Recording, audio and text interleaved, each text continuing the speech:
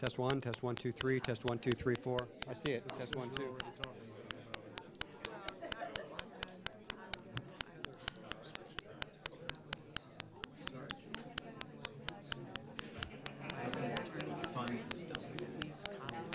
Test 1, test 1, 2, test 1, 2, 3.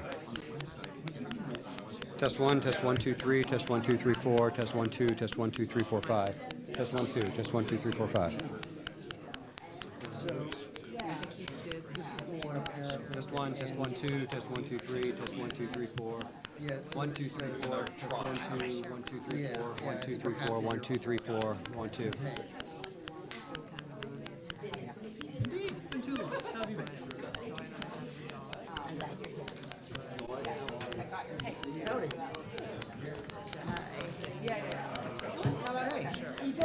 I certainly am. Me too.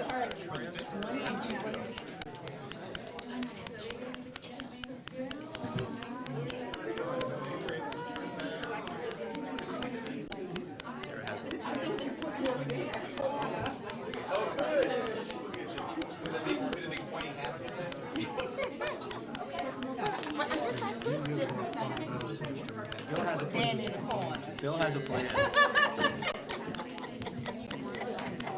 Are the seating assignments? Yeah. Yeah. Okay. I will sit beside Lyle and Yeah. Every time I cough, I will roll back and call that way. hey, how you doing? Fine, thank you.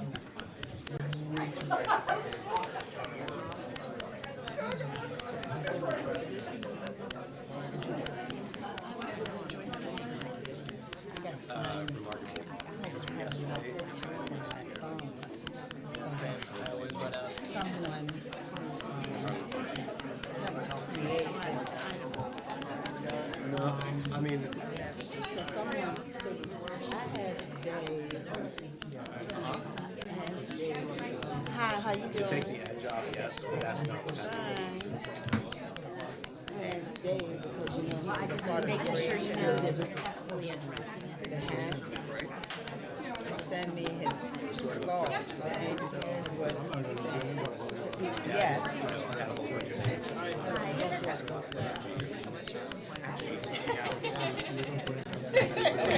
Second time, it means it's like But I have to make sure drink apple cider.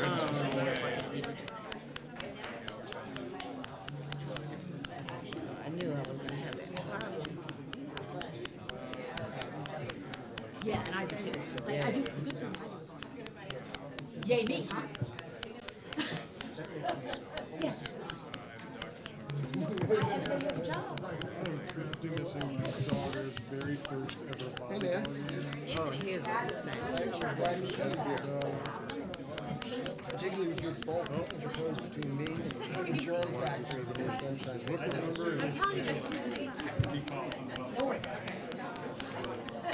I wanted him to come to speed. Look, you can like it's Hey, how you TMI. doing? Yeah, it's more information on you. Those are talking about whatever special beliefs. And then I found this. Okay. Who there was some stuff in here that I was looking at. And it's like, now I want to compare it from what they wrote in 2000. This is 9 years old. Did you ever see this one? It's true.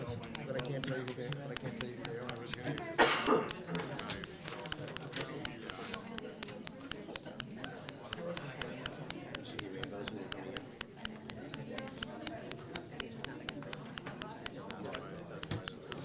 They're out there. Okay, so we need a couple of history.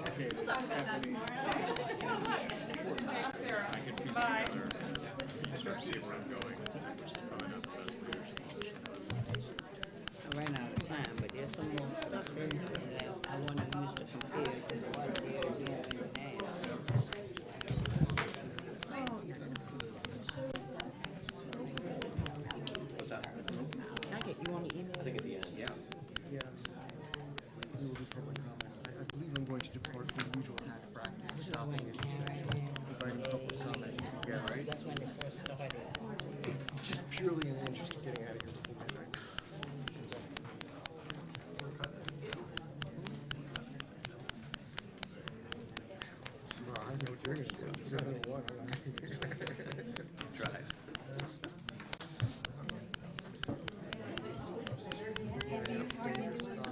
It's also TFO. Like I'm up to my earballs. That's like how much.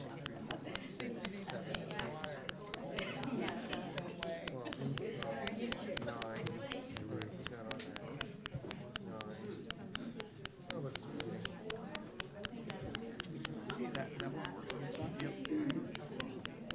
It's kind of sad that we don't. All right, it's on his way. I may not be able to read it right now. I know.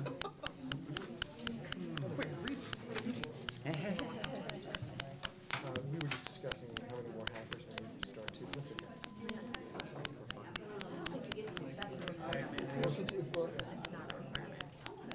as long as we don't, yeah, as long as we don't vote. I'll text you. We're not on either. We have to Yes, wait. yes.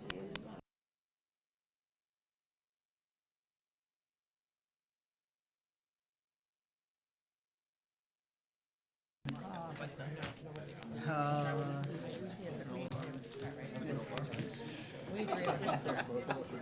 She asked me where we were. I was like, City Space. I'm calling Kathy. If we had three, we're starting. She said yes. Yeah, somebody want to shout.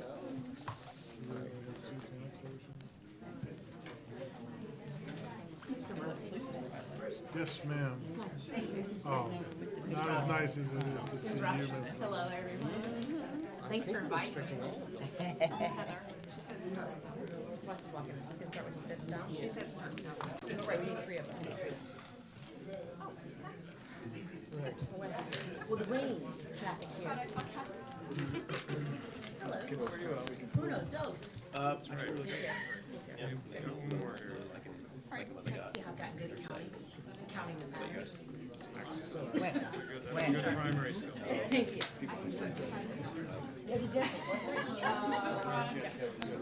As close as I was gonna get.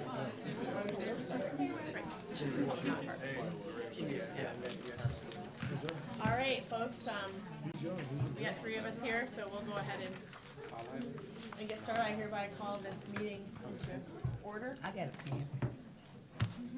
So, We're here, this is the housing work session, with representation from council and the housing advisory committee, as well as some folks in the planning commission in the audience. So there's folks from the committee here at the table, as well as some in the audience. Oh, can someone talk about that besides me? Yeah, sure. So, guys, just so everyone knows, we're live streaming this on our Facebook Live. Shout out to Brian Wheeler in the back. You can just follow us online at Charlottesville, City of Charlottesville.org on Facebook. You also can follow us on Twitter at Seville City Hall.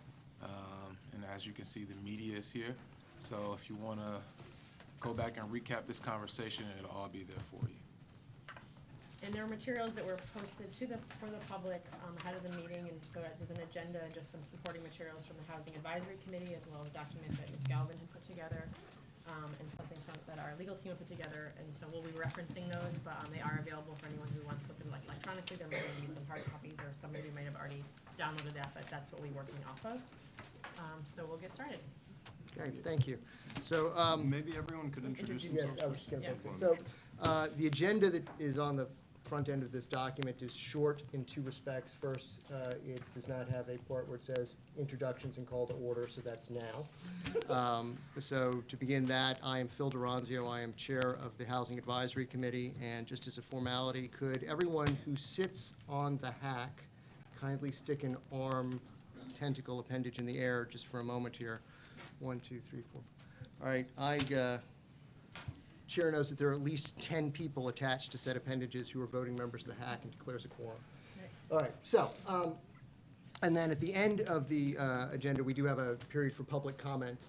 The agenda that we're presenting here was just sort of truncated. To that point, I guess we can continue with introductions, and I'd like to start with Allison Winnie, who is here as a facilitator. And I'm going to talk a little bit about timing and practice in a minute after we're done with the introductions. But she is here to assist us, and if we could just sort of carry on introductions in any direction from We have Stacy Pethia, who has been denied a sign over on this side. She can have mine. The city, our housing coordinator. And then from the HAC itself, if you just want to take 1 second to introduce yourselves as we go around. So I'm Ridge Schuyler. I'm the Dean of Community Self-Sufficiency Programs at Piedmont Virginia Community College. I'm Joy Johnson, Public Housing Residence, Chair of FAR. Lyle Solly Yates, Planning Commission member and Subcommittee on Planning's chair. Sunshine Mathon at Piedmont Housing Alliance. Dan Rosenzweig, Habitat for Humanity. Phil Duranzio, still chair of HAC. Kathy Galvin, Charlottesville City Councilor. Wes Bellamy, Charlottesville City Council, as well as the CRHA Board. Heather Hill, Charlottesville City Council. Mike Signer, Charlottesville City Council. I apologize, I have to leave right at 6 tonight because of a family issue, but I'll be here for the body of the main agenda. You have to leave at 6. I have to leave at 6, sorry. And these microphones are not for amplification, I think they're for recording, so we'll try to amplify using our own voices. I'm Nakaya Walker, Mayor, Charlottesville, Virginia. Allison Lenny, facilitator, and I do see a few people in the room sort of leaning in, so I'll just remind everyone that we need to do our best to use our big voices to make sure that everyone in the room can hear us. Paige Rice, Chief of Staff for the City Council. Stacy Pethia, Housing Program Coordinator. Lisa Robertson, Deputy City Attorney. Mike Murphy, Interim City Manager. Great, thanks. So we have slightly under 2 hours from start to finish here, optimistically. And so as a matter of sort of procedure and timing, I wanted to sort of make a couple of preliminary notes. We divided this into sort of general sections. It's not really a structured presentation, but we're trying to provide in sort of some sort of semi-organized fashion a presentation of where we think we sit on the larger housing strategy, what we're doing, and what sort of provide topics for discussion along that way. The document that was uploaded is sort of the main one, is sort of a core to that. We've also been very heavily supplemented by what I describe as really a breathtaking policy review by Councilor Galvin, who put together a multi-faceted, incredibly well-sourced deep dive on some policy issues and implementation, particularly with small area plans and land use. And we, to a certain extent, relied on that and also recognized that we could not possibly dive as deep as she did on those items in a 2-hour setting. So we just acknowledge that it's there, and we thank you for it. And sorry we're not going to spend more deeper time on some of it. Mr. DeRosio, before you Yes. go, I just had a question. And I apologize to my colleagues, maybe I should have said this earlier, but is there a reason why the Housing Authority isn't, like, up here with us? Yes. Okay. The reason for that is that the way we've organized the presentation materials, each one of these people is playing a particular role in that and had a particular role in preparing it. So it's not so much, the HAC is here to fully participate. They're all here. It's just who is sitting up at the table and who is sort of driving each particular section of this. So that's why we structured it the way we did. So it was not any particular, Mr. Duffield is here. he is in He's a fact member of here. the HAC. Yeah. And he's a member of the HAC. I understand he's here and part of the member of the HAC. I just think it's important for us to, moving forward, make sure that we include them as in the same kind of body as everyone You else. can have my seat. Yeah, I was gonna say, he I can have can mine too. switch out. Mr. Duffield, come on up. You can switch out, because I still gonna get my point across. So, Mr. Bellamy, to your point that I think, or I think one of your points, in a moment, Mr. D'Onofrio, is that right? Duranzio, excuse me. Mr. Duranzio and I are just getting to know one another, is gonna talk about sort of where the opportunities for engagement are going to be, but your point is taken in terms of physical seating. So, thanks.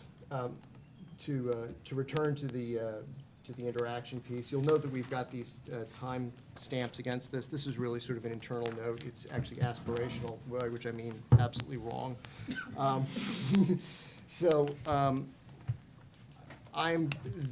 I'm going, in each section of these, I'm going to, for example, give a very brief overview in history, and I am bound and determined to do that in way less than 10 minutes. Having said that, the next periods, as we move forward through this, for example, Dean Schuyler's piece is a discussion of policy that is going to take, I imagine, is going to probably take us around 30 minutes to have a discussion of it. I'm not expecting you to talk more than, well, you can. And then, of course, on the engagement piece with Sunshine Mathan's piece, that is going to actually, I think, be a fairly deep dive, and we have some technical. So each of these things are going to be probably more on the order of 20 to 25 minutes a pop. And I would ask Ms. Lenny that I'm going to try to be aggressive on time, but if you feel the need to be a clock-keeping fascist, please jump in to make sure that we're making. I will manage our time. Thank you. But I will not be a fascist. But yes, I will manage our time accordingly. I appreciate that, because some people in this group have a propensity to loquacity. So to sort of step into it, I wanted to start with sort of a history of the HAC, the Housing Advisory Committee, and to sort of frame the conversation that way. I'm going to go back to 2004. We had a 2003 and 2004 housing task force assembled in the city of 21 members. And I'm absolutely sure that Councilor Galvin and Ms. Johnson, who are there for much of this. And Mr. Norris, who's in the room. Yes, will be more than happy to jump in and correct me as we go, but please hold that until I'm through with my tiny little spiel. There are 21 members. At the end of 2004, they presented to City Council a housing strategy and a suggestion that there needed to be a standing body that they suggested be about 19 members. It was composed of people like the head of the Piedmont Housing Alliance, the head of Habitat, a lot of the nonprofit stakeholders, and an economist from the University of Virginia, an urban planner from the University of Virginia, the chief of police, the city manager, the mayor, the assistant city. And it was very. It was also sort of the president of Virginia National Bank and such. And they advised moving forward with that sort of framework. If you look back in the history of what they were asking this task force to do, it almost sounds quaint in some of what they were asked to do. Oh, could we establish a fund and perhaps put $300,000 a year into it to move forward with affordable housing? And in retrospect, it takes on an interesting character. In 2005, the City Council they agreed in 2004 to form the committee. In 2005, they constituted it. They slashed it to 9 people. They removed all of the public stakeholders from it. They left it with a Chamber of Commerce member, a professional landlord, a city councilor, a member of the Planning Commission. It's 9 members in total, but it was very much weighted in that way. And then in 2006, the NDS and the Planning Commission came back to the City Council and said, no one has shown up, we cannot constitute this. We need some help. And at that point, it was reconstituted, and actually, Mr. Norris actually made the motion to add back in a couple of the nonprofit stakeholders. And then over time, the formal charge of the HAC, which is where it is today, was adapted at that time. What I'm saying by this is that for a while we were moving forward. We came to a standstill when we pulled the nonprofit stakeholders off it, and then we moved forward again when we expanded it. We now have 22 members. The formation of it has been formalized in 2012 as to who's on it and why. We had been moving along, meeting quarterly throughout 2016. With the rise of the housing affordability urgency in 2017, we made several constitutional changes. One was to rewrite the bylaws. The other one was to switch to a monthly meeting, and the third was to reorganize this so that we functioned, because with 22 members trying to make decisions, not a lot can get done. So we moved to a more accelerated pace where we chopped up the HAC, or hacked up the HAC, into subcommittees that had largely independent remits. And you're going to hear from some of the product that has come out of that in the past year and a half is as a direct result of that. So we have a committee that handles policy issues and is empowered to act on its own and give advice directly back to council based on that. We have a strategy committee that is empowered to act independently. with consent to the whole HAC. This has sped things up and moved things. We do recognize we're not moving as fast as we should be. We have talked about our membership in the way it's composed at the moment, in that it is very heavily weighted with stakeholders and subject matter experts. And we have had sort of informal conversations about how we might want to adjust that to reflect the needs here. We've had informal and semi-formal discussions on that, and we do have a committee that is constituted but really has not been active because we've frankly been very busy doing our work. And that brings us to where we are today. So that's the HAC and where we are. And that also sort of brings us to sort of the first piece of presentation, which is what we have done in terms of active policy towards active housing policy. And I want to sort of hand that off to Ridge to sort of lead the discussion from there, if that's all right. So thank you very much. Please, other members of the HAC, jump in as you will. I am Ridge Schuyler. I'm the co-chair of the policy subcommittee, which is trying to look at what kind of policy changes do we need to make in order to address the challenge that we face for affordable housing. And that challenge has grown quite quickly. When I wrote the Orange Dot report in 2011, the average price of a two-bedroom apartment in Charlottesville was still expensive at $931 a month. Today, a two-bedroom apartment in Charlottesville is close to $1,200 a month, meaning that since the original Orange Dot report was written in 2011, the cost of rent has gone up 27%. And I can tell you that wages have not gone up 27% during that same time period. So the struggle of working people, of people on fixed incomes to pay their rent, to pay their mortgages, has moved the goalpost and moved it beyond their reach. And so we're finding people spending more and more, greater and greater percentage of their income on rent, crowding out other expenditures, saving for a down payment, investing in their education, whatever it may be, that family is striving to achieve is being crowded out by the cost of rent. So we feel on the HAC, I know, a great sense of urgency and responsibility to figure out what do we do about this crisis that we face. We have made some progress, but it has been slow, and we understand that we need to pick up the pace. Just as a matter of reflection, in 2011, 29% of Charlottesville's families did not earn enough to be self-sufficient. That was 1,800 families. We're now down to 25%. Sadly, still 1 out of every 4 families does not earn enough to be self-sufficient, but we're up to over 2,000 families that are falling in that category. So the struggle is real.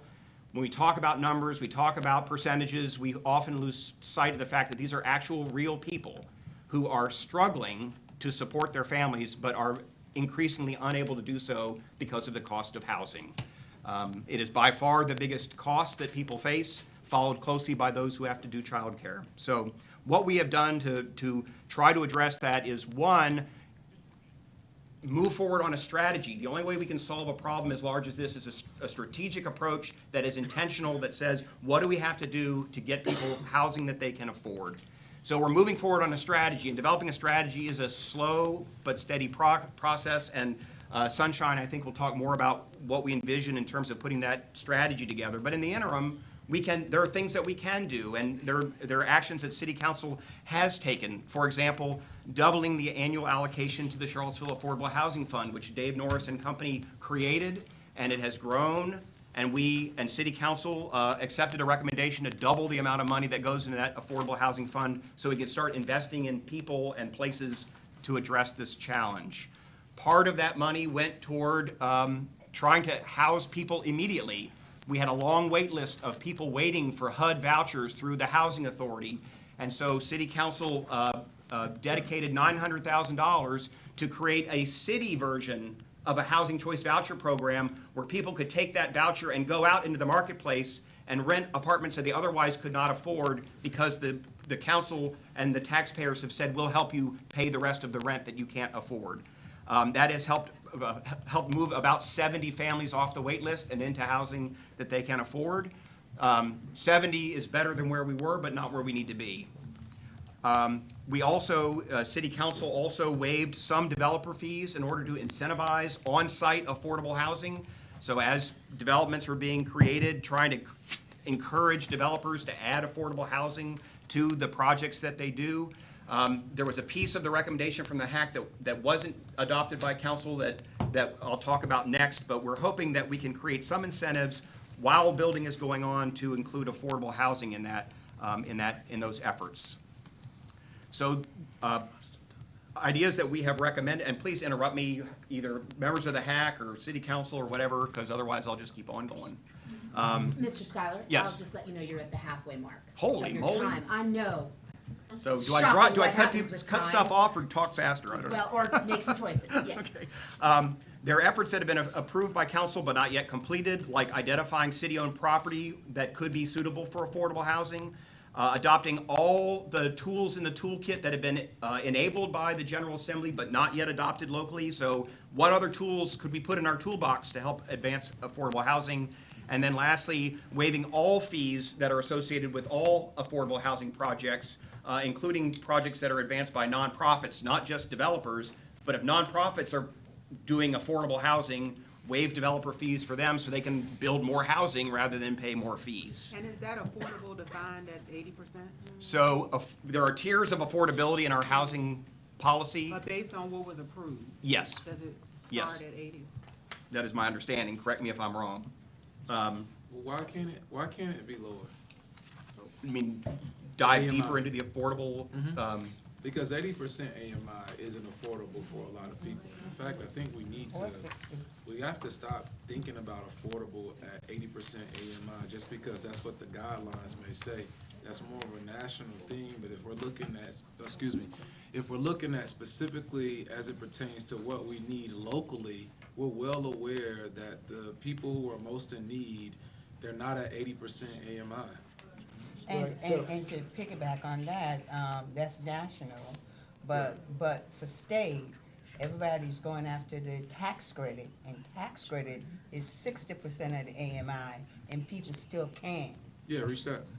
afford that. So just don't talk about the national, you talk about those tax credit that everybody's, it's a sexy thing right now, and that's what they go after, but it still does not house people, and based on what I've learned from Sunshine, it could work with tax credit, but you need more funding, and you need more money, you need more dedication to put more money into it like Habitat is doing, to buy things down so it can be affordable, and I don't see anybody jumping at the fact to help that out. Right, so, but in point of fact, you're right, and the HAC policy is driven to look at projects and movement at the 50% level as a priority, and at 30% and lower as the top priority. So do we have weight. the numbers of how much money has been given, how many affordable units have come out of that, and if it's been lower than 80%? My understanding is that I don't think anyone's taken advantage of this. Is that right, Stacy? So this particular provision of waiving developer Yeah, fees. so just to, Waiving of the fees. yeah, just to The fees is clar- not gonna- Mayor Walker, are you talking about Just waiving the fees is a small. are you talking about the fee, about this particular So provision? no one, I think that's maybe the answer That's to my correct. question. If no Yeah, one is taking and advantage of it. something happened, so the HAC recommendation was to waive fees for any projects, not just for nonprofits, but for for-profit developers. Somehow it got translated in a motion by council to do it only through a code section that provides affordable, that requires affordable housing based on increases of FAR per special use permits and rezonings. So that's why it hadn't really been used, because it was never really tailored to a certain segment of the market. The HAC's recommendation was anybody who chooses to do affordable housing. So it may get used if council chooses to expand that. And I don't know why there'd be a problem to expand that and also include a provision that lowered the AMI. So what staff thoughts?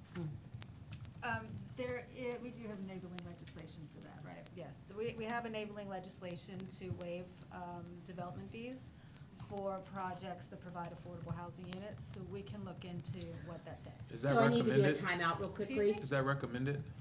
Timeout real quick. I'm getting feedback from the back row that they're missing about this whole conversation, so we've all just got, we gotta figure out how to be louder. Can we bring the mics up here? Does that mic project out there? No, it's just for. Why would we not have? Mr. Bellamy, I'll take that into consideration next time, but, okay, so, Stacy, could you repeat that? can.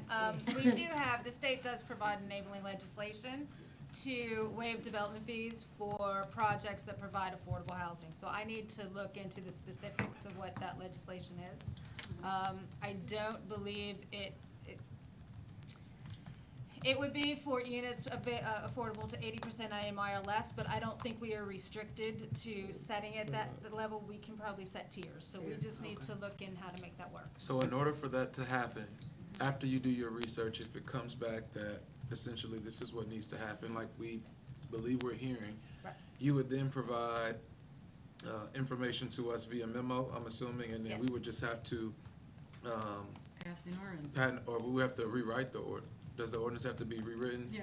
We would have to do an ordinance amendment and define what are development fees. There's a range of fees associated with every development, and also make some policy choices.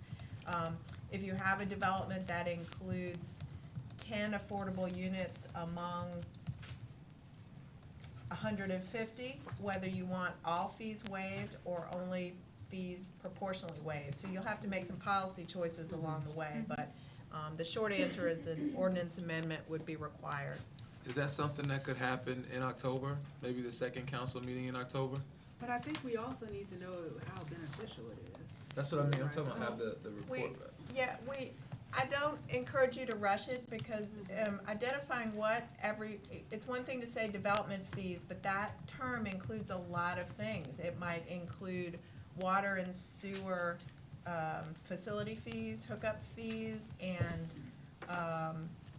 again, looking at what the financial impact on that type of fee in relation to the utility system versus the returns. If you have it's one thing if the project is all affordable units. It's another thing if the project is mixed use or even a handful of affordable units among a lot of My question other isn't units. to make a decision, it's just to get the information back from Dr. Pathia, maybe like the second meeting in October. Is that enough time, or if you needed more time? I'm just saying, so we could work on timelines so we can have an idea of back about when we can I have the can discussion. look in, can I get back to you Sure. with that? I'm literally just asking. I will, I think I can, but I want to be certain. May I Okay. ask a question? And I was supporting you, Councilor Bellamy. I just wanted to make sure that you capture the 80 and the 60. I don't want you to think I was agreeing with you. Oh, I know you Earlier. agree. Okay, all right. So I'd like to check in very quickly.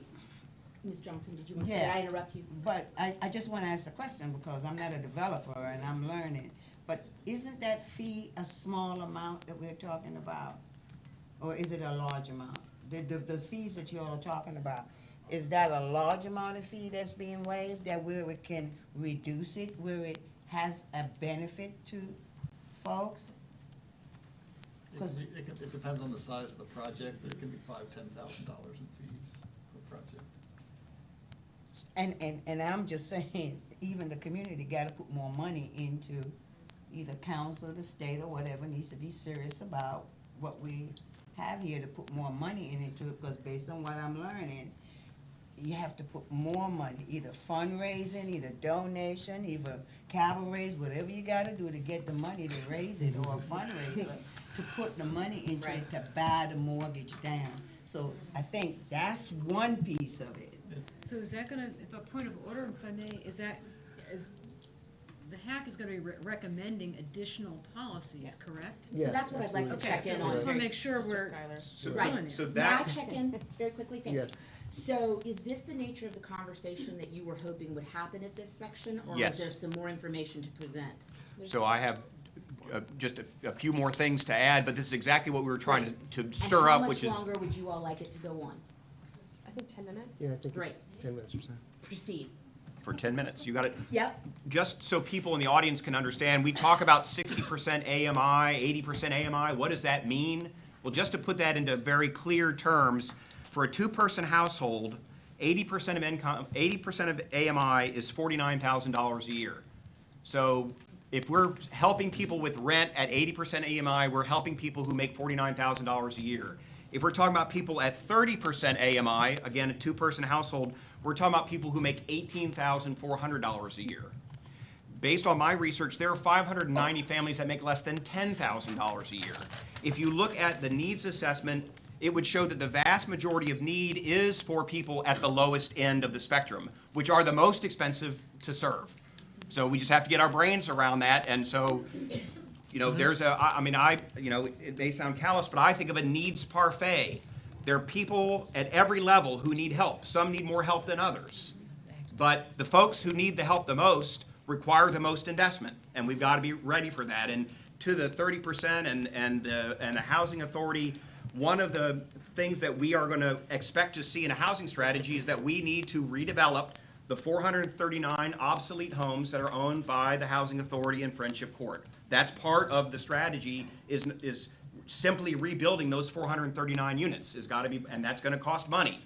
But the importance of doing that has by no means fallen off our radar screen. Absolutely committed to doing that and helping everybody, between that and people who can afford $1,179 a month in rent. Just a few other things. Pending council action is the creation of a land bank. So one of the things is, what does the city already own that maybe we could do affordable housing on? The next question is, what could the city buy that we could then put affordable housing on? And that would be done through the land bank, and that's still pending city council approval, and we've gone back and forth in a discussion about how the land bank would be constituted, et cetera. In the remaining 4 minutes that I have, a couple of things that are likely, it's kind of a preview of the housing strategy. Changes to land use and zoning, for example, encouraging and allowing the building of what's called accessory dwelling units. Think about the apartment over the garage or the cottage out back that you could put into your big backyard that would provide affordable housing for someone and help the homeowner pay the mortgage and buy their house.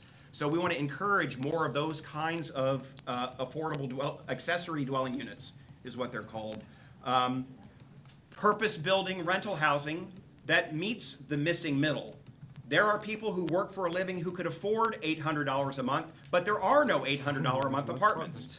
Purpose-build those $800 a month apartments to give people a place to go so they can earn enough to get a down payment to buy their own home, which is the dream of a lot of people. Give them a stepping stone into home ownership through purpose-built rental housing. There's also ideas of wealth creation versus by providing land purchase subsidies or shared equity arrangements where, if you think about it, it's not the house that has to be affordable, it's the mortgage. So if you can pay the part of the mortgage that you can afford as you work every day, and somebody helps you pay the portion of the mortgage you can't afford, and then you both share the proceeds when you sell the house, that could be a way of funding home ownership that allows people to afford to build their own wealth and be in charge of their own domain. And then lastly, a complementary effort is to help people move up the income ladder. Affordability is absolutely tied to the amount of income you earn. So we need to be reducing the cost of housing and boosting the incomes of people who live here as a way of solving the affordable housing crisis.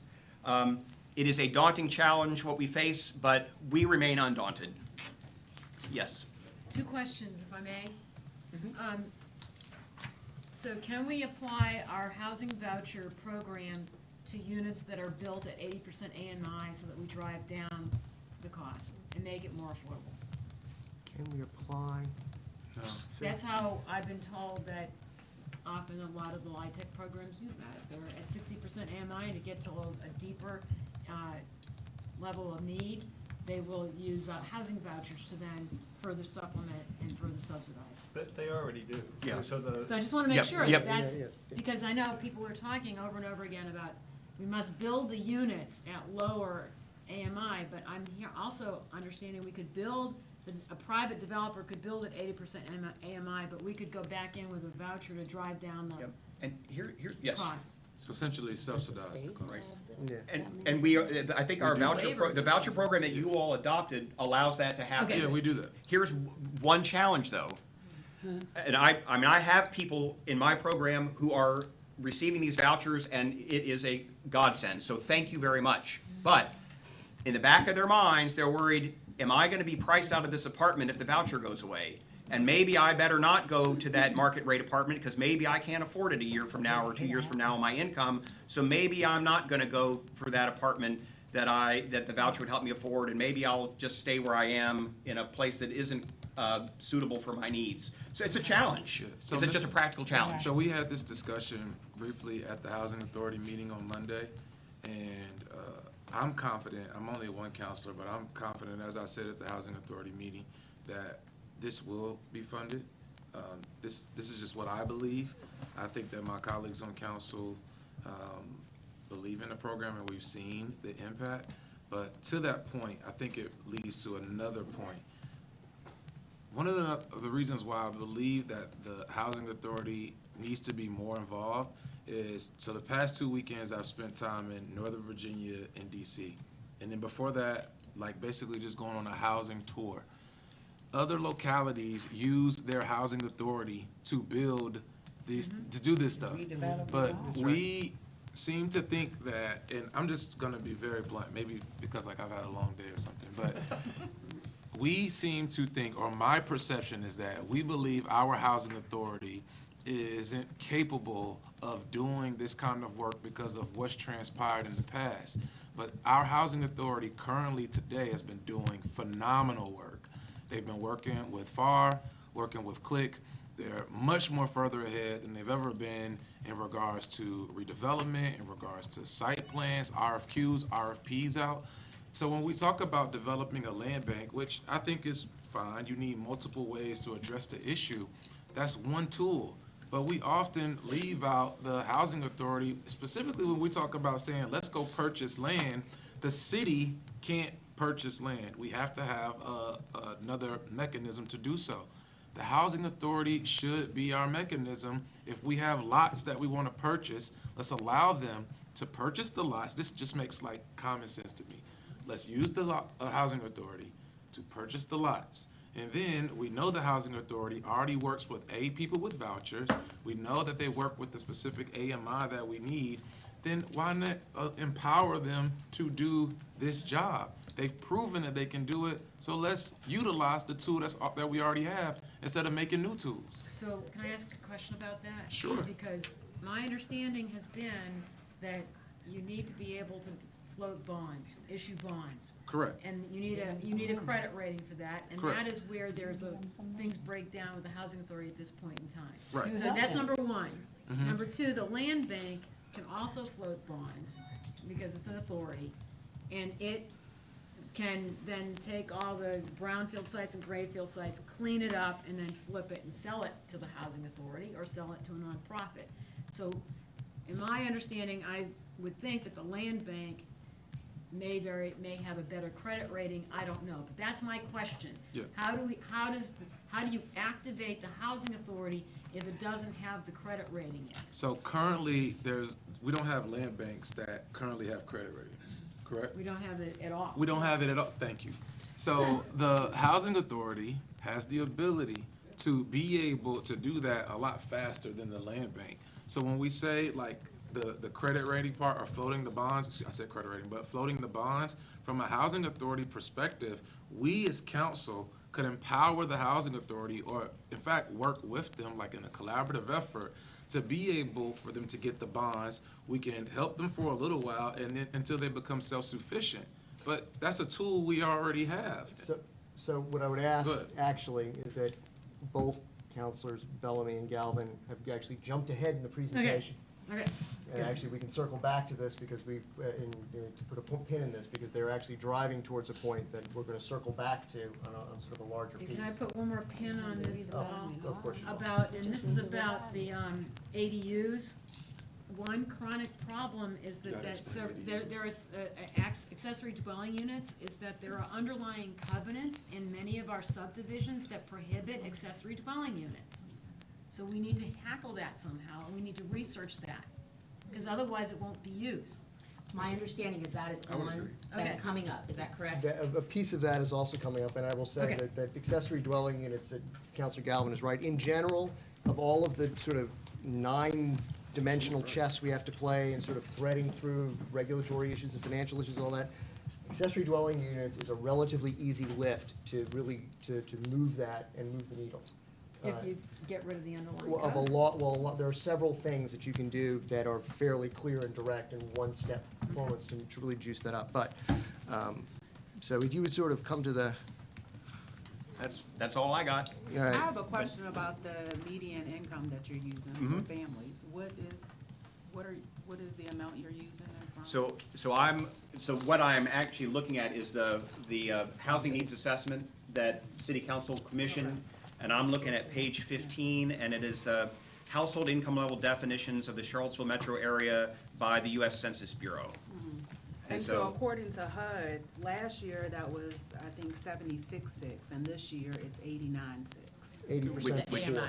80% For 80%, no, for 100%. 100% Yeah, that's for four. 100%. Yeah, 100% for four. For 100%. For four. Yeah. Yeah, for 4 people. Right. Family. Right, and according to this, I mean, looking at this table, just to crosswalk it, 100% of AMI for a 4-person household using this chart was 76.6. Yeah, so this year it's 89.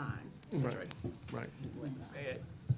So, And one of the challenges with low-income housing projects that were funded where the rent is pegged to the median income is as our median income skyrockets, the rent skyrockets. So I've got somebody who's a plumber's apprentice, making $30,000 a year, living in a low-income housing tax credit funded project, and his rent is over $1,000 a month for a 2-bedroom, plus he's charged $40 a month to wheel his washing machine out of the closet and plug it into his sink so he can wash clothes in his unit. And he's paying, $12,000 of his $30,000 salary on rent, plus $200 a month on utilities, plus the washing machine. I mean, it's crazy, and it's because rents are going up. I mean, because AMI is going up, rents are going up, even for affordable housing. So I think To your at this point. point, I should start pushing towards Mr. Matham? you should. Yes, hello. I really just want to say sunshine. Hi, sunshine.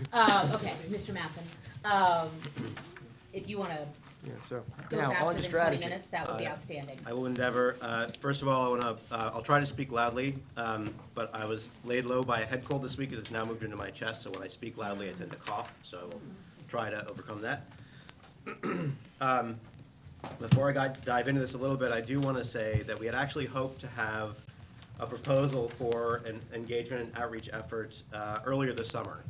And we had intended to try to connect that work with Ebony Walden coming on as a consultant for the city that was specifically working on the SIA. So that was the goal, but it turned out that we couldn't make that work because of caps on how much her contract could be. So that ended up slowing things down for a while, unfortunately. And then, honestly, this summer was ridiculously difficult to schedule anything. So it didn't get to until now. But we had hoped to have it earlier this summer. Unfortunately, that didn't happen. I hope everyone has had a chance to read this. There's a lot in here. But I want to begin by reading just one portion of the engagement. And this is on page, it doesn't have a numbered page here, but if you look at under proposed project scope, there's an engagement piece. And I'm going to read this because this is the spirit of what we're trying to get at.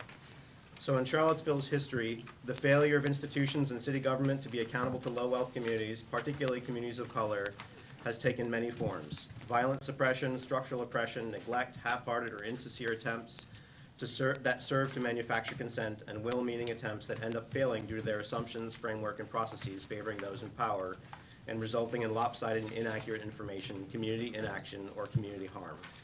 Housing is at the root of historical structural inequity and oppression in the United States, and it came to be this way deliberately. As we build a strategy to achieve a local housing landscape that is healthy, ample, high quality, and affordable, we must be equally deliberate in dismantling the dynamics and structures that perpetuate continued inequity. Structures that often go unnoticed by those of us who benefit from them or who don't directly experience their harm.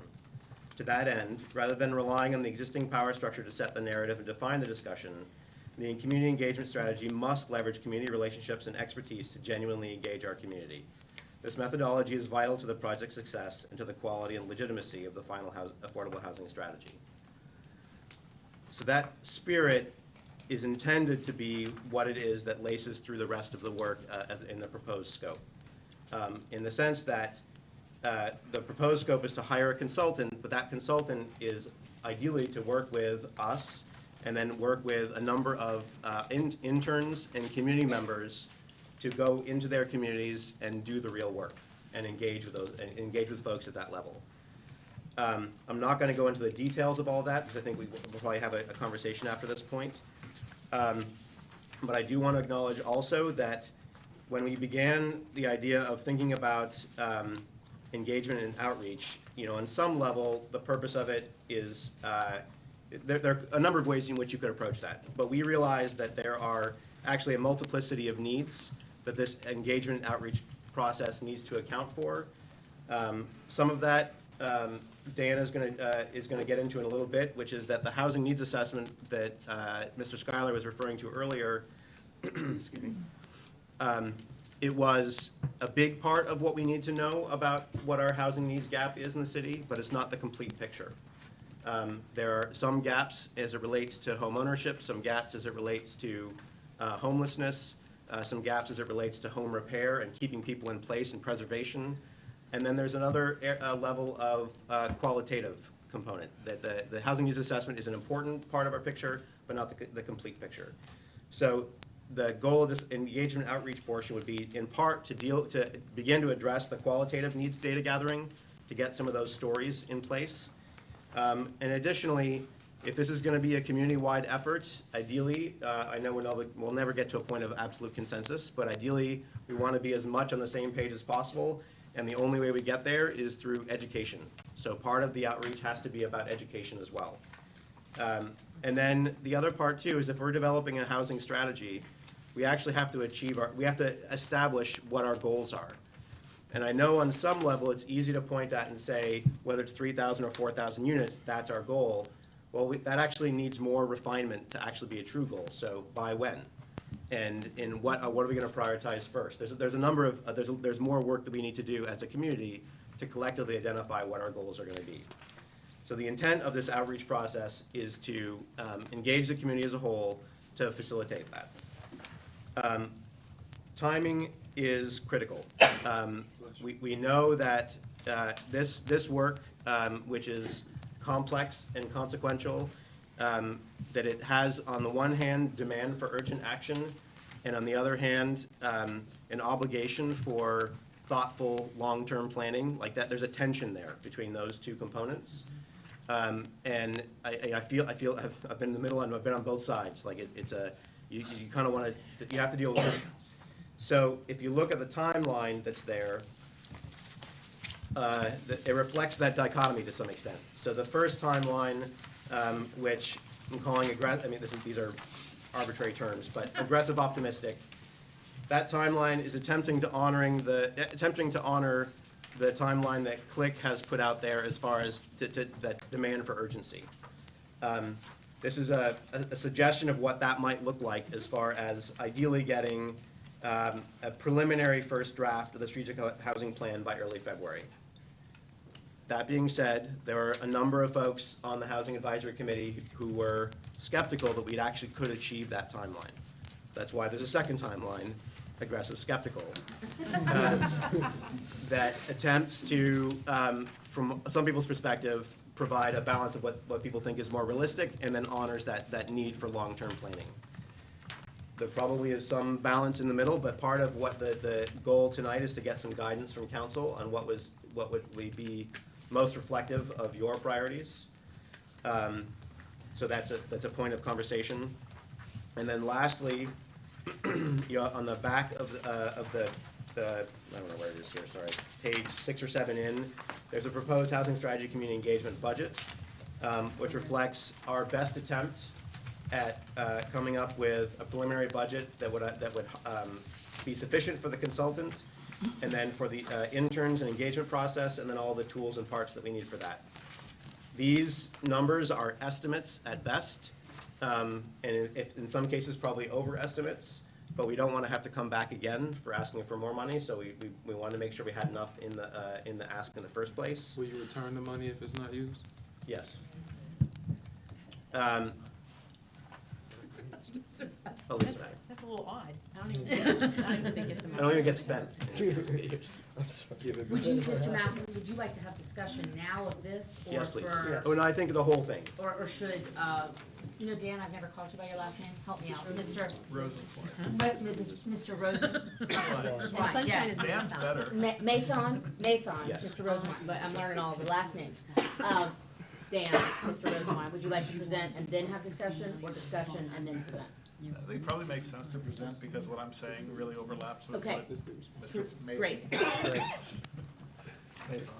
So, so Sunshine talked mostly about the framework for what I wanted to talk about. That is that we were all very grateful to the city. Sorry, can you hear me back there? I don't have the loudest voice in the world.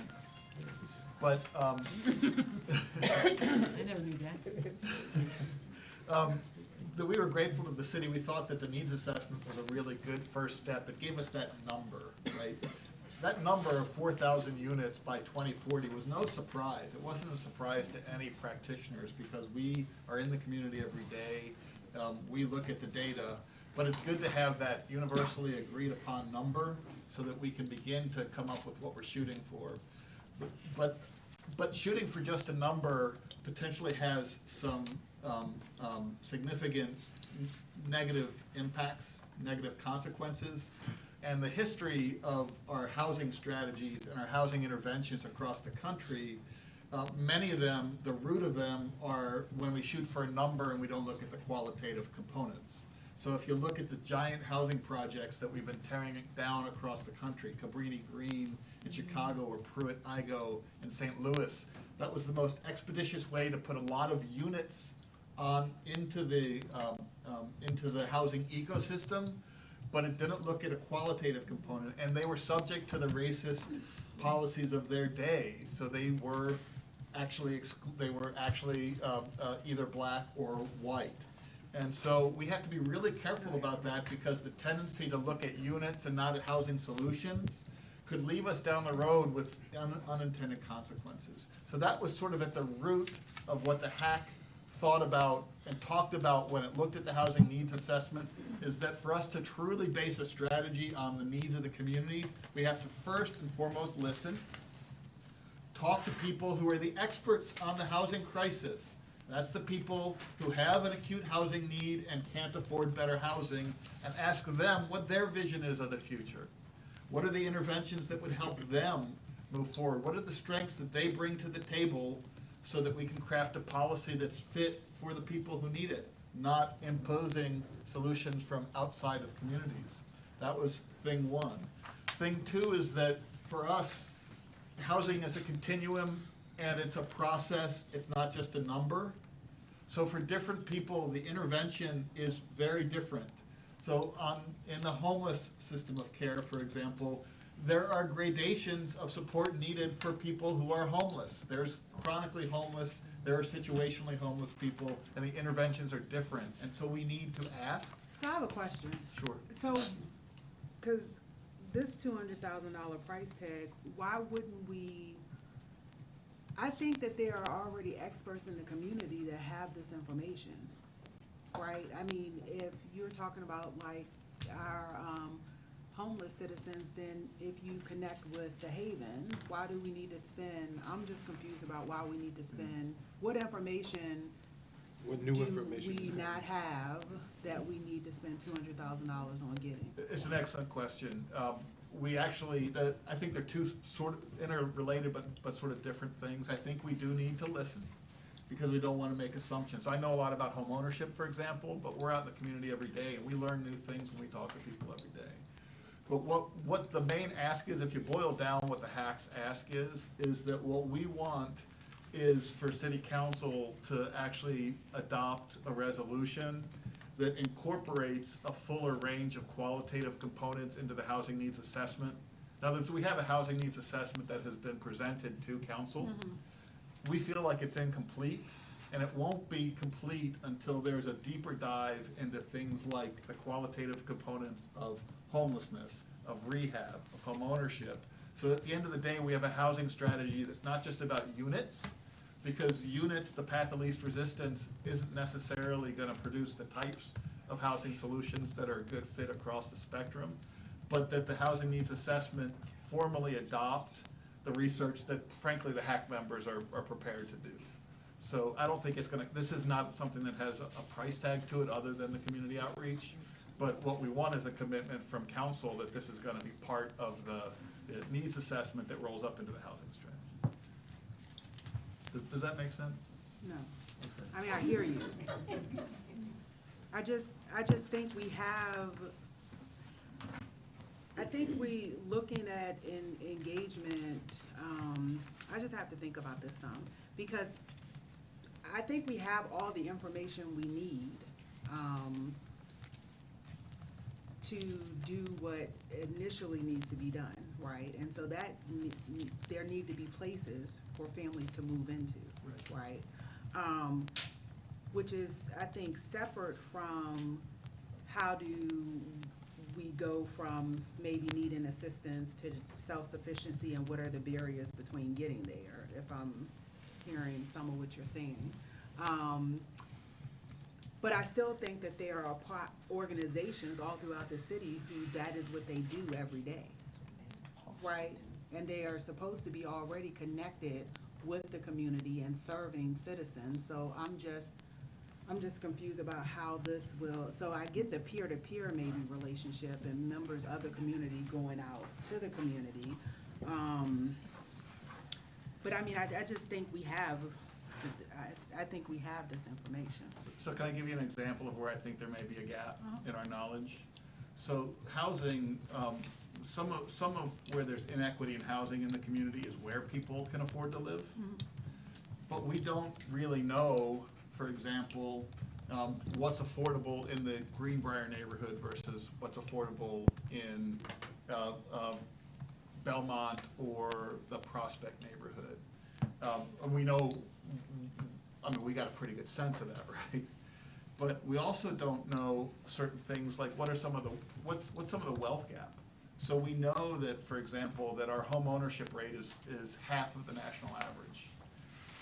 But we don't know what the sort of net wealth via home ownership vis-a-vis African American community versus the non-African American community is.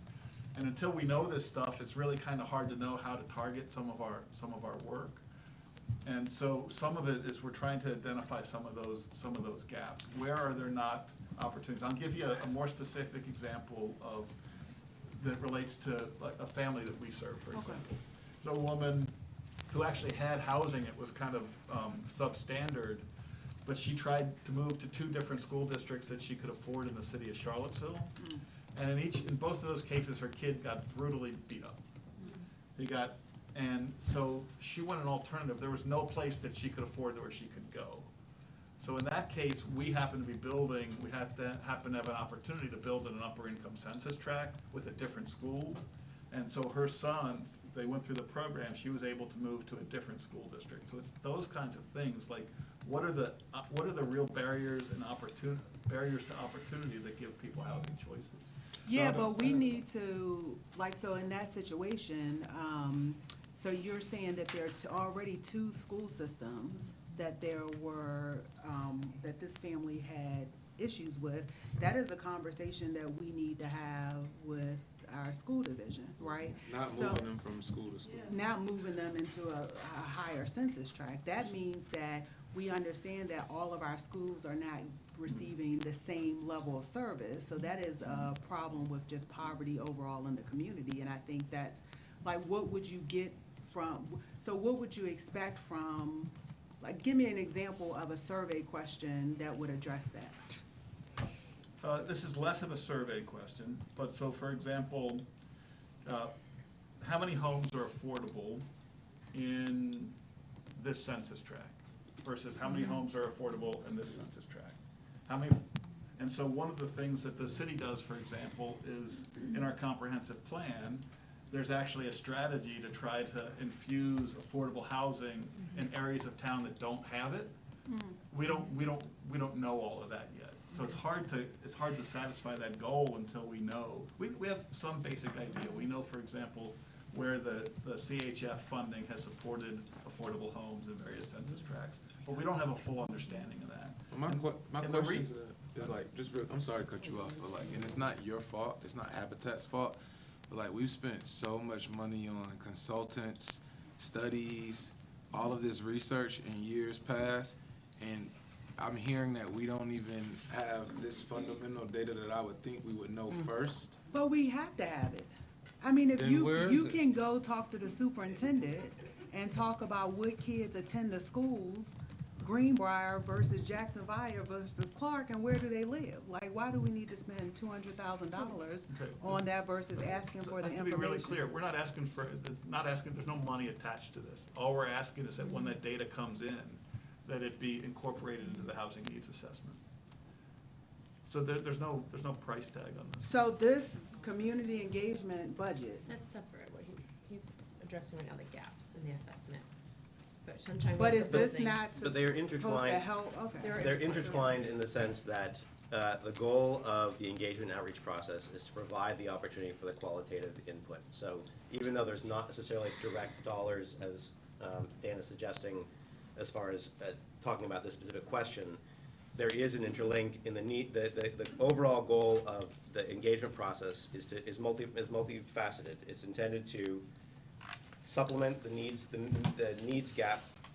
gap in the needs assessment that we currently have, which ideally we would have the data, but we don't. Like those qualitative pieces we don't have, at least in a comprehensive form. And it goes also back to the goal of education and then ultimately the goal setting. You know, in some level, the strategic housing plan, the purpose of it is for us to have a community framework in which it gives council now and in future a framework to know where to prioritize, where to put money, and to what specific tactics and what associated costs with those to achieve the goals that we collectively determine are the right goals. The engagement and outreach strategy is intended to help us get to the point where we know what our goals are and provide the education to get there, as well as supplementing the needs assessment gaps that we've identified. I don't know if that addresses it or not. Yeah, I mean, we know a lot, but there's a lot of stuff we know we don't know. So for example, in the rehab world, we don't have a comprehensive knowledge of people who own the homes now but who are struggling to keep them. And that's kind of information we'd like to know so that we can begin to understand the scope of the need for rehab, so that we can, when we have a housing strategy and a funding mechanism to support that, we know what kind of funding we should be, what kind of funding and interventions we should be channeling toward that. And so I speak of home ownership because it's what I know best, but this is true at every rung of the housing ladder. There are gaps in our knowledge that are going to help us be a little bit more strategic in how we allocate funding and how we intervene and how we prioritize interventions. Have you presented all that you wanted to present? Can we continue with dialogue now? I'm done. Okay, great. Is there another counselor who'd like to chime in? So I just want to, there's two things here I know that Sunshine's looking for. I know we have a timeline.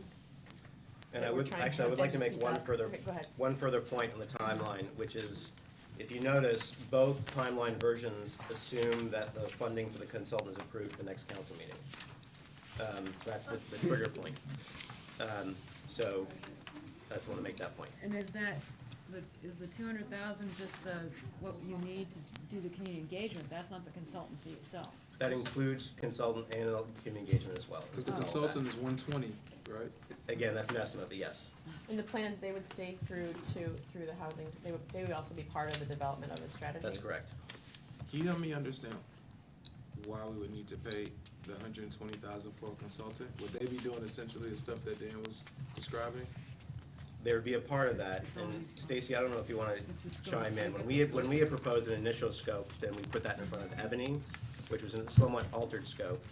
We got a number back that was higher than we expected, not because I think Ebony was being just trying to be honest with how much time she thought it was actually going to take. Do you want to speak to that? So, her proposal came in at about $94,000.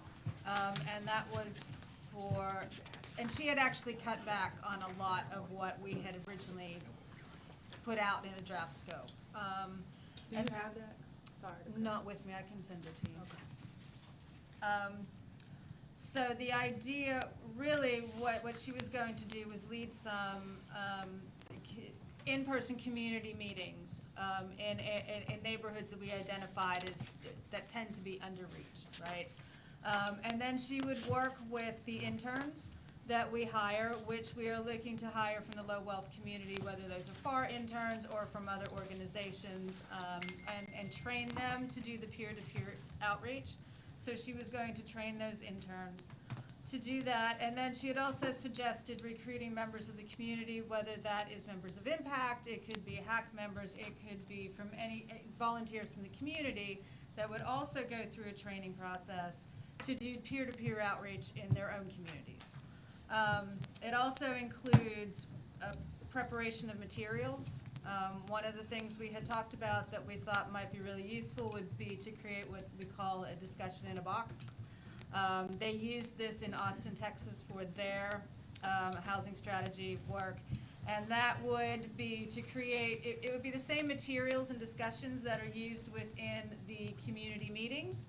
But they would be in little packets that anyone could come to the city, retrieve, and take back to their groups, whether it's a book club, the wine club, whatever. They could do that exercise, return it to us. So we're trying to reach the broadest representation within the city that we can, and focusing face-to-face interaction with communities that tend to be So I have a left out. question. Yes. In regards to that specific piece, right? Mhm. Just an idea, and I mean, you guys have already made the budget.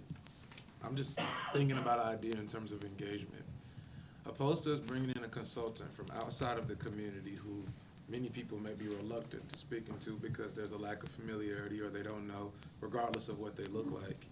What if we used some of that budget, or even used that budget, to partner with the organizations who already speak with the populations who we're trying to get the information from? So essentially, they would be our consultants because they already have the relationships. It sounded like we were trying to engage them in that process, but we needed someone to lead that process. Right, but why can't they lead that process? That's the whole thing. So it's like we want them, this is what happens often.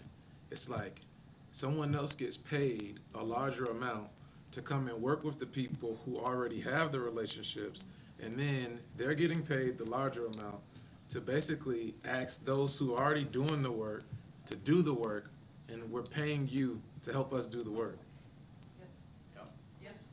That's why a lot of people don't want to talk to consultants.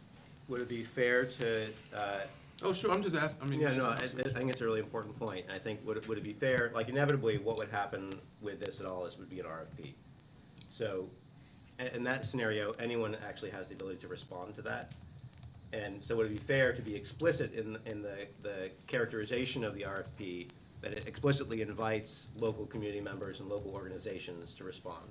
But do we, Mike, do we even have to go, like if we wanted to task, let's say, FAR, legal aid, somebody with that, would we have to go through an RFP?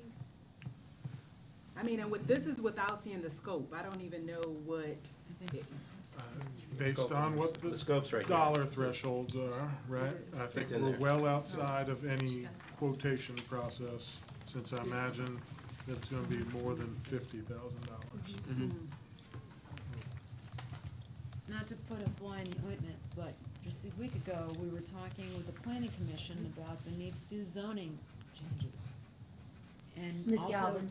can we, and also to do zoning changes and to do a real exhaustive community outreach effort so that the residents of our city are engaged with crafting their own zoning.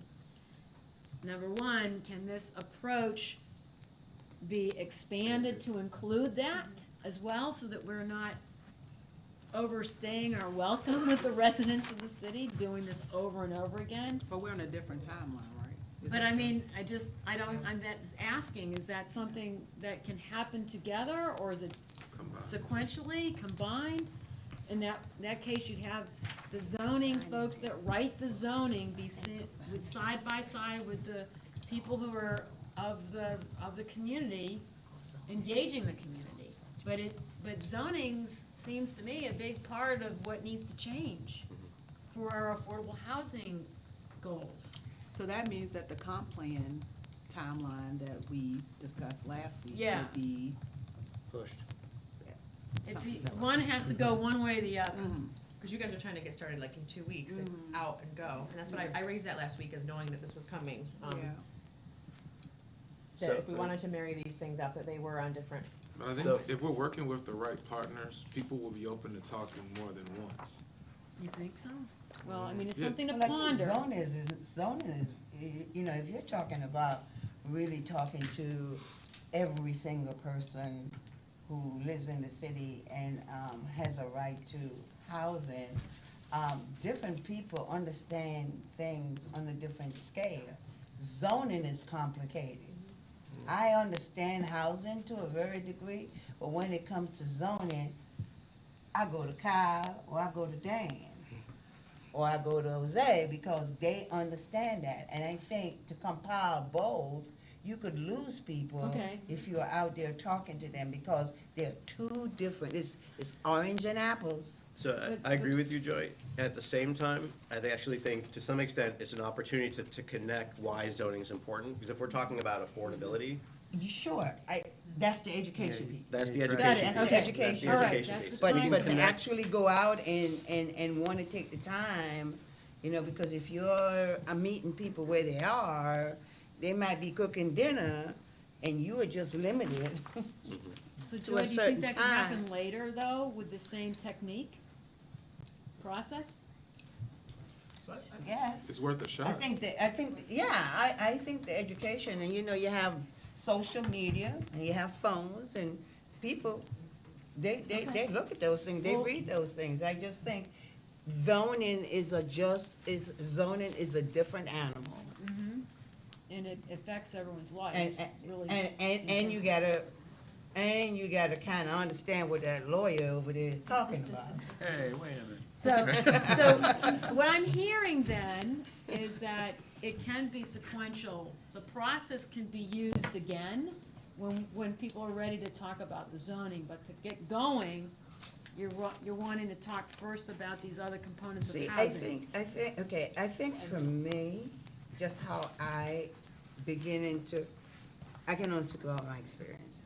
How I begin to, connect the dots, that it's all connected, was that I had to understand, you know, even what your ordinance say about what people can build. And so you gotta get people to even understand the local piece of it, right? And then, understanding what the ordinance says, and then understanding, you know, what state laws is, and then understanding, you know, what you can build in the city and what the zoning is and the whole 9 yards. So for me, it's gonna have to be constant educating of the community, and so they can bite pieces of it and ready to, you know, move. That's just me. But I agree with you, so that's why I think that even further justifies the point that we need people here who already have the relationships to explain in detail that kind of information. Like, I mean, where we were yesterday, like, people I don't know you, why am I gonna, I'm not gonna listen to you for 20 minutes to explain all of this. I probably wouldn't even wanna listen to 5. And then you want me to understand at the same time, it's just not gonna happen. And that's where we've had the disconnect. We have to utilize the groups that we currently have who have the relationships. And why not pay them instead of paying someone else who's gonna use them regardless? I certainly agree, but I think there's foundationally just some things in terms of what we're gonna be providing to those, what we're gonna arming with those people to go out into the community with, and that has to be developed so that we get the information that we want. So the materials The here in materials, Toots hasn't been created. Yeah. So these groups, or this entity, so this is the framework, but whomever, if we hired a consultant, we would have to provide them with the tools anyway. So how is that any different from if we used a local organization who we would have to provide the tools with? Because you're gonna have to break it down to the consultant isn't gonna understand the landscape of our neighborhoods. They may read the scope and they'll look at an RFP of sorts, but there's still gonna have to be some kind of information session between us or maybe the HAC with that consultant. What I'm saying is you can circumvent a lot of the red tape because the relationships will already be there, and you're still gonna have that information session with whomever the organization is that you choose to do the community engagement piece. It's an alternative way from what we've been doing, and it's another effort for us to empower these groups who may not trust local government, or these groups who may say that there's just gonna be big buildings anyway. Let's bring them into the process and then have them do the community engagement for us. Or better yet, we could do the community engagement with them. But that's, Well, I think that's what I was hearing, that the proposal is to do the community engagement with them. but You need a point person who's gonna be getting the materials out, getting the Right. feedback in. I understand that, but what I'm saying is that point person that you're describing, it could be an entity that we already have. It doesn't have to be someone from the outside. A consultant, rather, from the outside, because that consultant is still going to have to work with those local groups anyway. So I think I'm hearing a couple of different things, if I may. One is that I think there are two functions that we need, whether it's from inside or outside. One is that honest broker function. So like it really ought not be a Habitat or an AHIP or a TJ. No, it or should be the PJ planning or somebody. department. It should be somebody who kind of stands outside of it. So you need that honest broker who's kind of bringing it all together. And then you also have the nuts and bolts, like who's compiling the information, who's making sure that people are doing the work. I, for one, for my organization, we're ready and willing to be the ones who are the foot soldiers, to go out there and talk to people, because we know that the people that we work with are the experts. They've already told us, we are suffering from bad housing, we want better.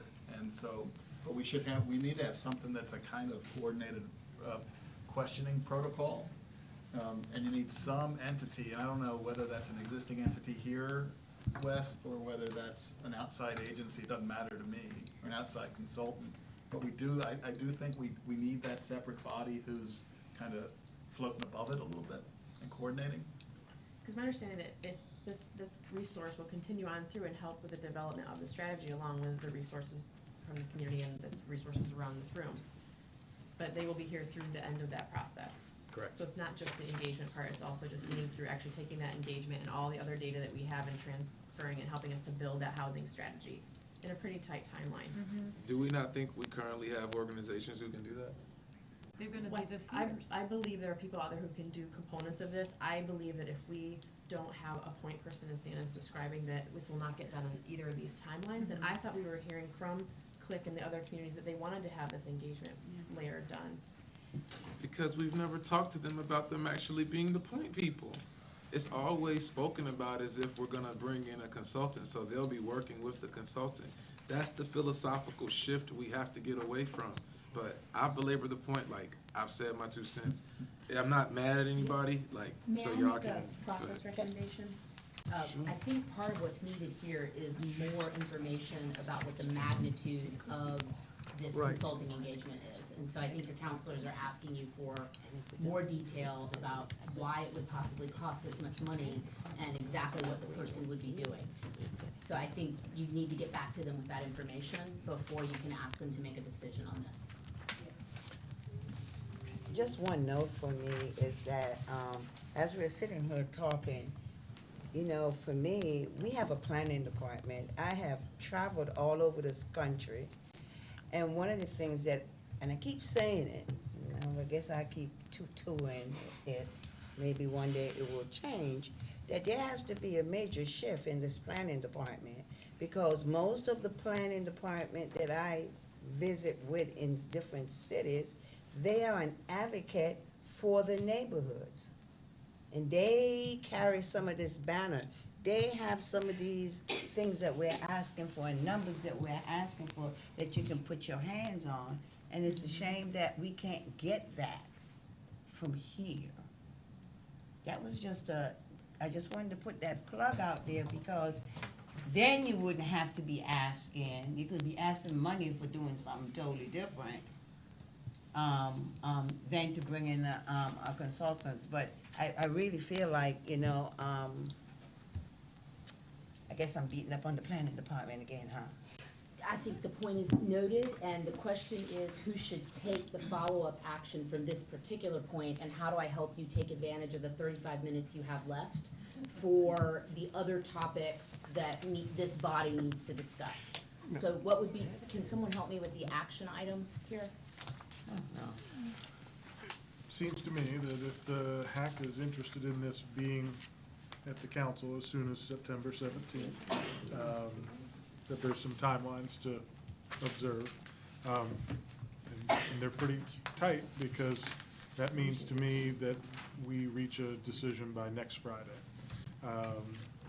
And that's with the mayor's agreement on what is a very hefty agenda already for the 17th, that she would prioritize adding this to it.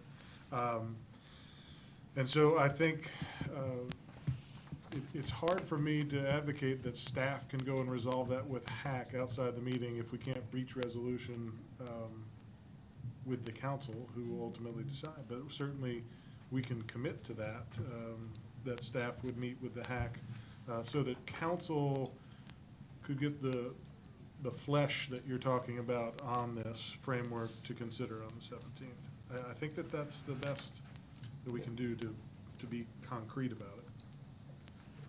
I'll take it, I think. Let me ask, so if I may, would that would be on September 17th, then we would, as a council, would get a proposal from HAC that goes into requesting this consultant with more detail as to explaining why and what they will do, and how it will interface with other community members and use the work and the skills and knowledge of the community. Yeah. So it's fleshing out the proposal, and that then we, the council, will then vote on? Is that what's happening on the 17th?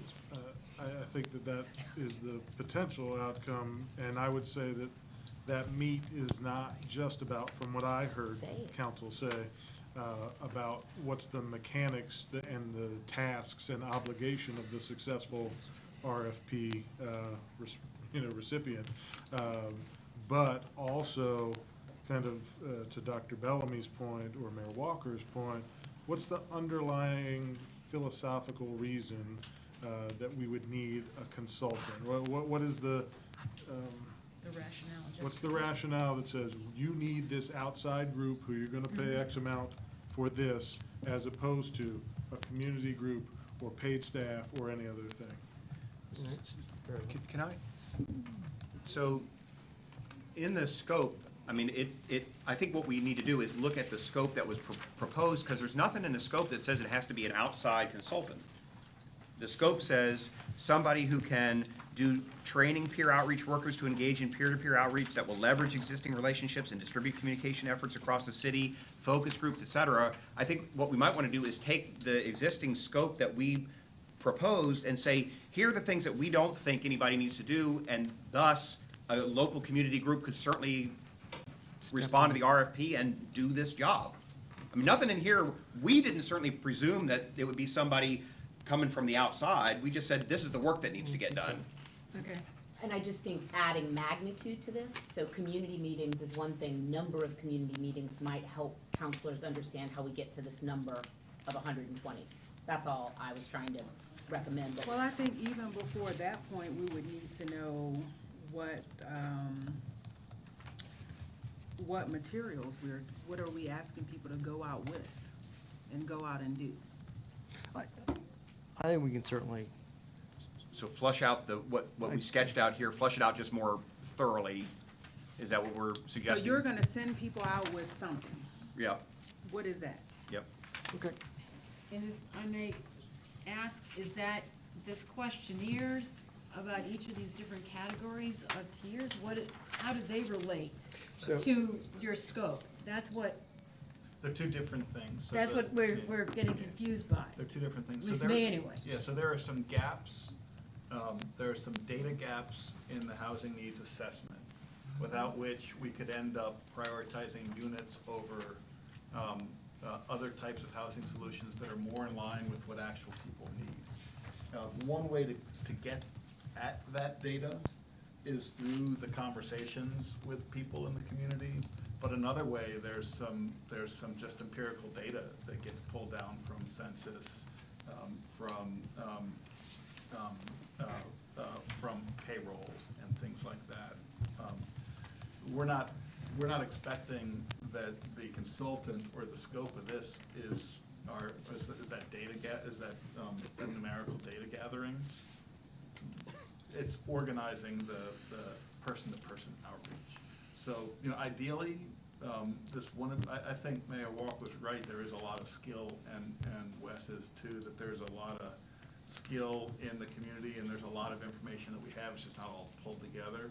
I think the agencies in town are sort of primed to do some of that research. It's the footwork of going out that's slightly a little bit different. I know that's confusing, but I think they're kind of two different things. Well, I think what we've learned is that they require more information, and so I just want to take advantage of, you've got 30 minutes left, and I don't know what else you need to discuss today. So if you want to keep talking about this, let me know, and I won't be this time person. No, I think that's right. I think Okay. that the council's been clear, they want the next layer of detail and the next several pounds of flesh added to the bone, so that's fine.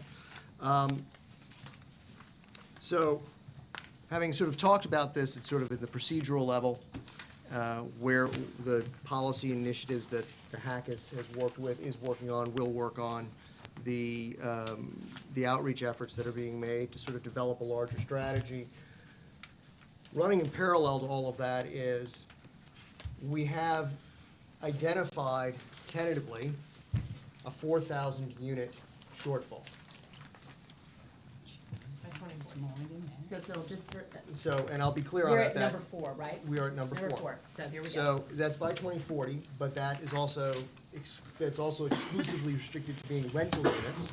And right now, that shortfall, to include things that need to be rehabilitated, to include insufficient housing, is 3,300. So even if we make very little allowance for the relationship between increasing the ownership piece and moving in that direction as well, we're talking about several thousand units. And we need them now. Which brings us to, no matter how sophisticated a strategy, no matter how elegant, no matter how precisely calibrated, no matter how detailed, this is gonna cost. And it's gonna cost a lot. And one way to, and the HAC has sort of decided to sort of face that head on. Now, Brandon Collins with FAR, who's in the audience, has sort of described what we need is a Marshall Plan for housing, which I'm now referring to as the Collins Plan, or the Collins Marshall Plan. And he's right. At the end of the Second World War, the United States took a look at the wasteland that was Western Europe and said, we gotta fix this, because it's now, we broke it, we bought it. So they spent, and it was expensive. And there is no practical way to do this on the cheap. So while we're trying to develop a strategy, it seems to the HAC that we need to have a very frank conversation about how much this is likely going to cost.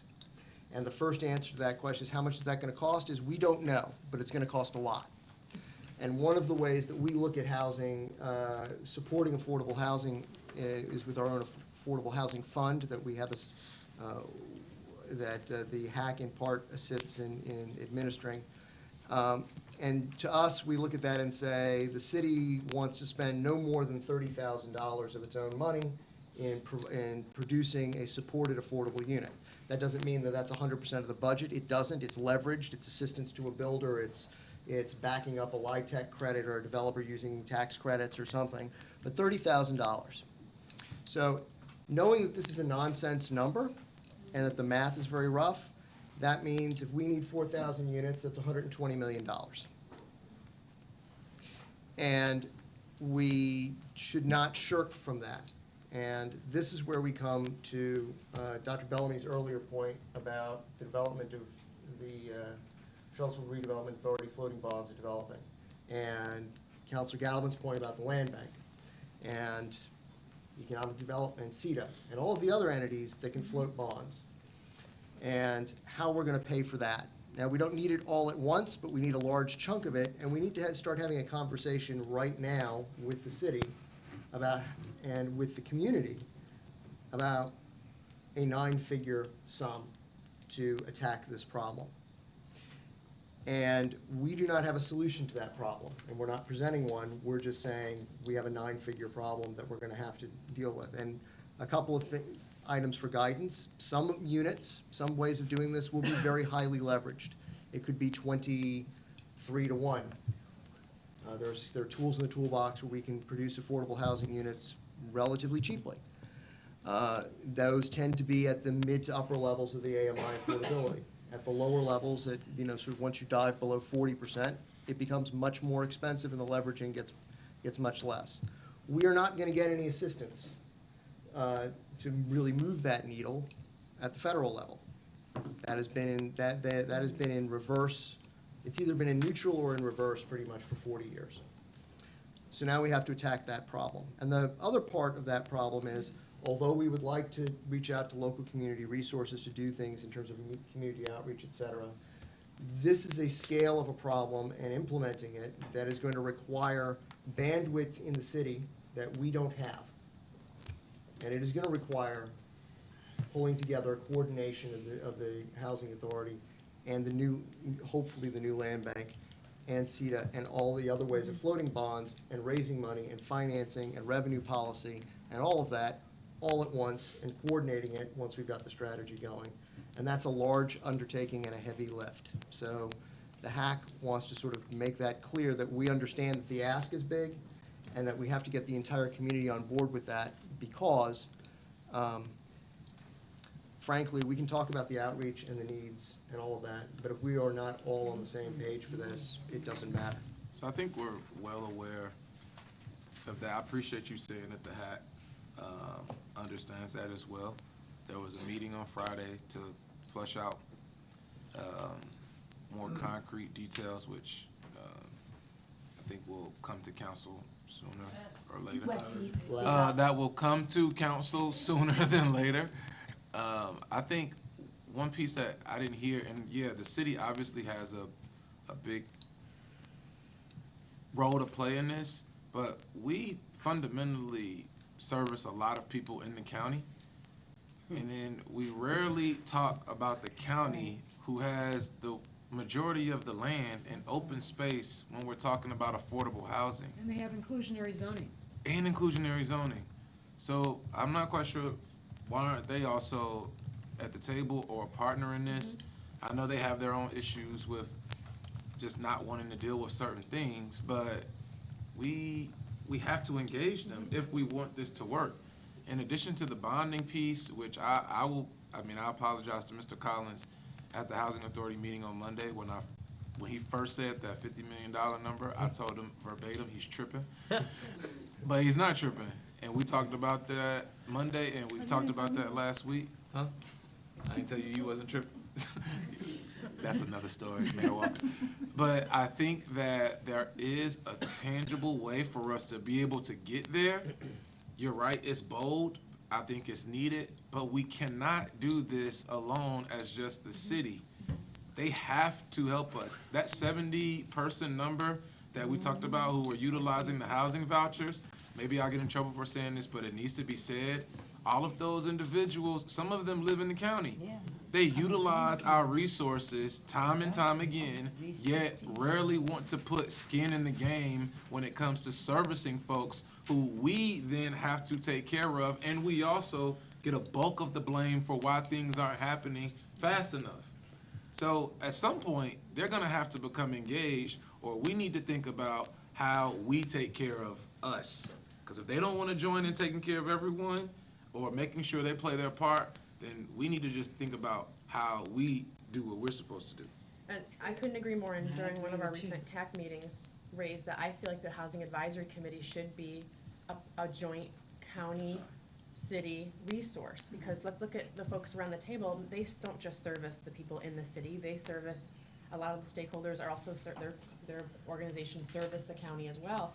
And we have one member from the county that comes, but I would not say is an active participant necessarily, but I think that we need to look at this group and really be looking at it regionally and not just the Housing Advisory Committee that's May I- focusing on the city. Can I just make a comment? And I did send you my memo.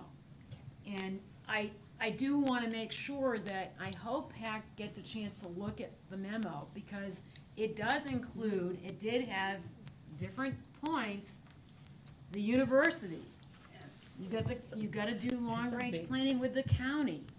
I mean, so I think what we got tonight is a piece of the bigger picture, and I think we also want the big picture. That's, because this is not the whole sum total of the strategy. It can't be. Unfortunately, it's But- also not the whole sum total of the scope of the challenge. And that 4,000 is a unit gap in the city alone. When the county and regionally, they do their own assessment, it's a lot more than 4,000 units that are needed regionally. So the problem is gonna grow. I agree, the solution has to be regional, and it has to be cross municipality. But the 4,000, if we solve 4,000 regionally, we still haven't gotten that. But if the So- university is participating with us, on, at least with their own employees, that's one piece. Sure. So I just want us to think about that as well, and I just want to make sure we're also not ignoring that we were told by the Partners for Economic Solutions that there are ways to get more units built by the private sector. And we just need to make sure the zoning is changed to do that. Not just accessory dwelling units, but also with the height bonuses and making sure that we know exactly where they go, which means working with the planning commission. So I do see that we need a comprehensive vision here. And it's not gonna, all of the units that need to be coming from, is not all gonna come from the private sector. It's gotta come from the nonprofit housing providers, and it's gonna come from more aggressive bonding issuances. But So- I just, that's, Well, it's not So I have a, So all what- one thing. I have a question. So, but I know there's this big vision, comprehensive, including the county, city, but why aren't we focused on what we can control? Like the housing authority, they have land. The units need to be redeveloped. They have land that we can build on. PHA, I don't know what you all are doing with, but there is land, right? That we can get some of our families housed with just focusing on what we can control and then having those conversations with UVA and with the county long-term. So we can start with saying that we are going to focus on making sure that CRHA, PHA, I don't know where you all are, that the initial round of investment is gonna go into them, and that can be the initial investment. While we're doing that and actually getting units built, we can have these conversations with the county and with UVA. I think that's what we're saying. Huh? That's what we're saying. Yeah. They happen simultaneously. Yeah, I think, I mean, one of the, You saying that we're supposed to- That's not what I- yeah, one of the central points here, which was the parallel of this is gonna cost, is the notion of, this is sort of all hands on deck. Yeah. One, so we need all of those things to be working simultaneously and develop a strategy to implement all of the tools we have in an intelligent and comprehensive way that does it. And we've got to spend the money to it, and we've got to figure out how to do it while we're doing it. So But we for my would next need to trip. create yeah. a land bank to talk to, Grant Duffield about the available land that CRHA has.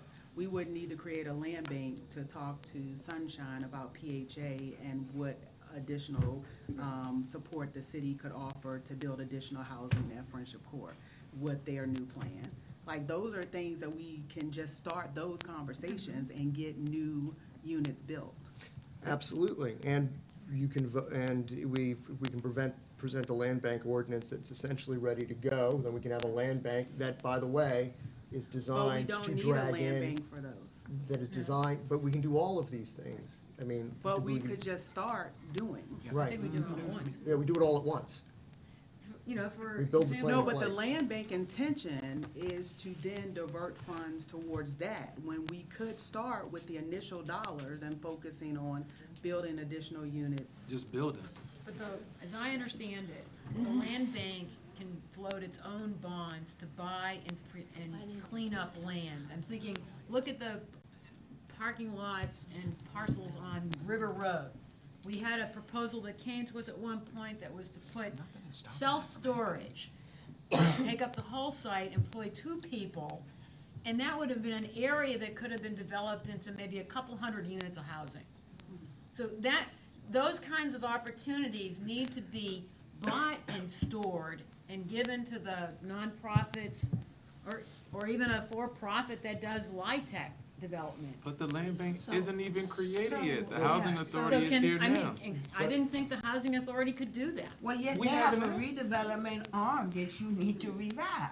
Well, We have Again- to engage, we have to empower them to There do was a it. redevelopment arm that used to give bonds to UVA to redo their fraternity houses. great, let's do that. And, So let's get the housing. Let's authority do it. to buy that and land. that Omni deal, so That's- why can't we? let's That's do what it. I've been saying. Why Like, can't we let's- redo, the redevelopment arm of the housing authority has just laid dormant. So And they let's, just have hired how- a new, so why they just can't hired you- a new person to work on that component of it, Mr. Norris. Right.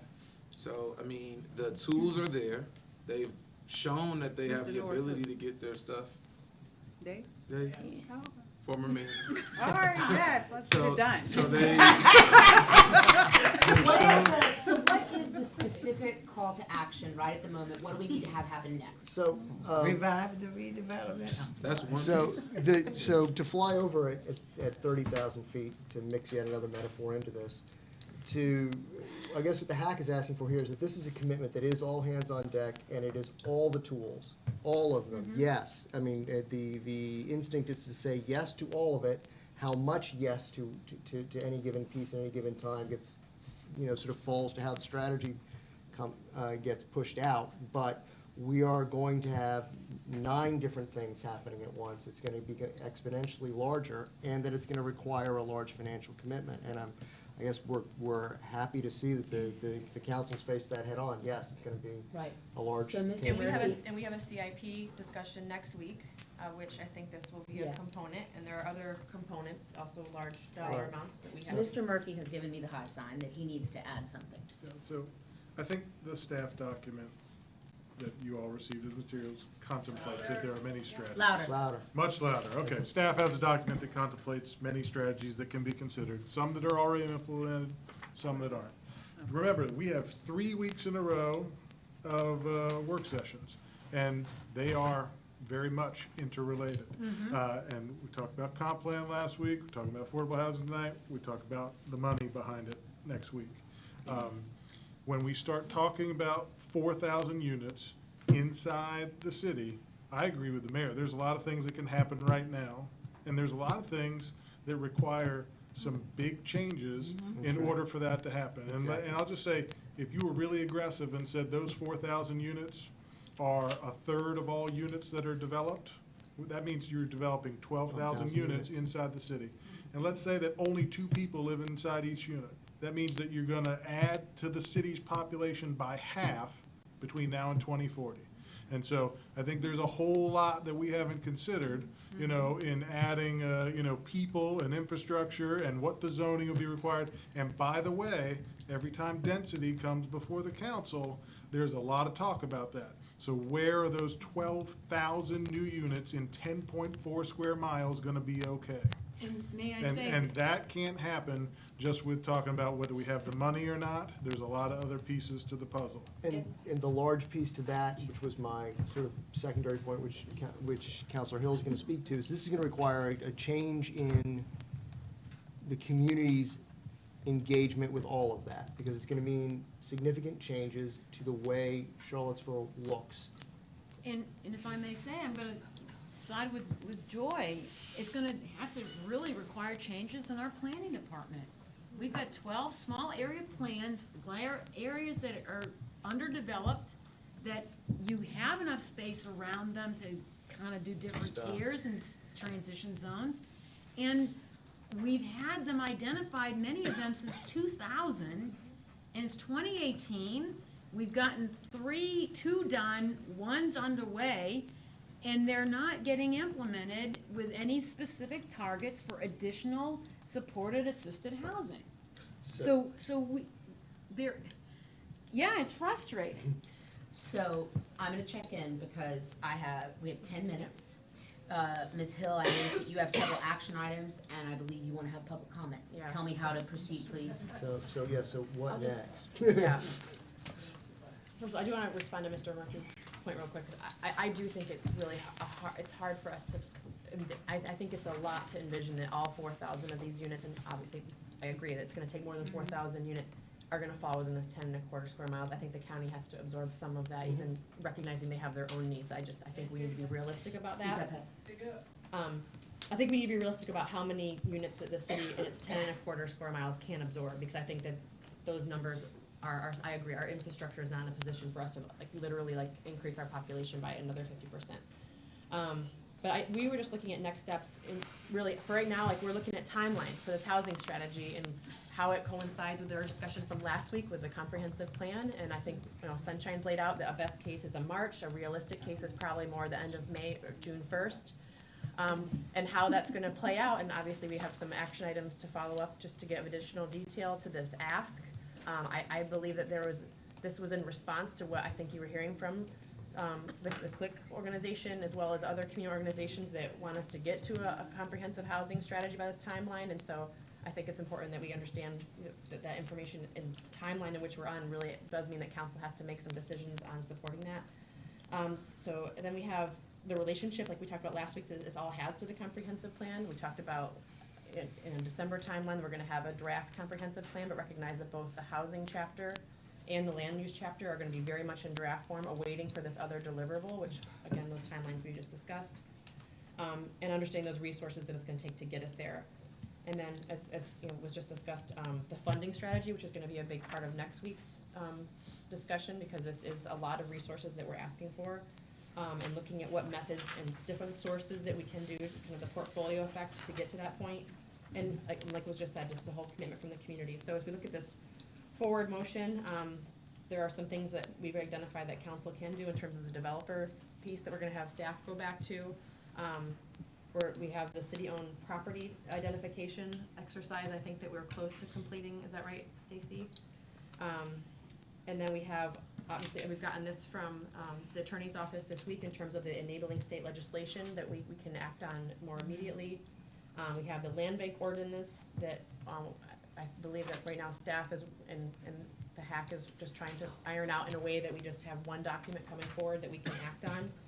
And then we have recommendations for the CAF funding to be completed in July, that was completed in July of 2018. It's gonna be coming in front of council. So that's just kind of a little look at what's kind of ahead of us, but I think that our big decisions are gonna be around how are we gonna support getting to this housing strategy, because it's a huge portion of what's gonna be outstanding after this year from the comprehensive plan. And the manner in which you go about it is gonna really require council's alignment. But again, I can't reemphasize enough, we have to be real about what it's gonna cost to implement a strategy. So there's no point developing a strategy that we don't have the guts to say that we're gonna put the resources behind to implement. Well, the guts comes from council. Yes. I hear you, but Like, there are. we have to pay for it. I hear you. Or make the I think decisions. what we have to understand where, $100 million, $120 million, where is that going to be coming from?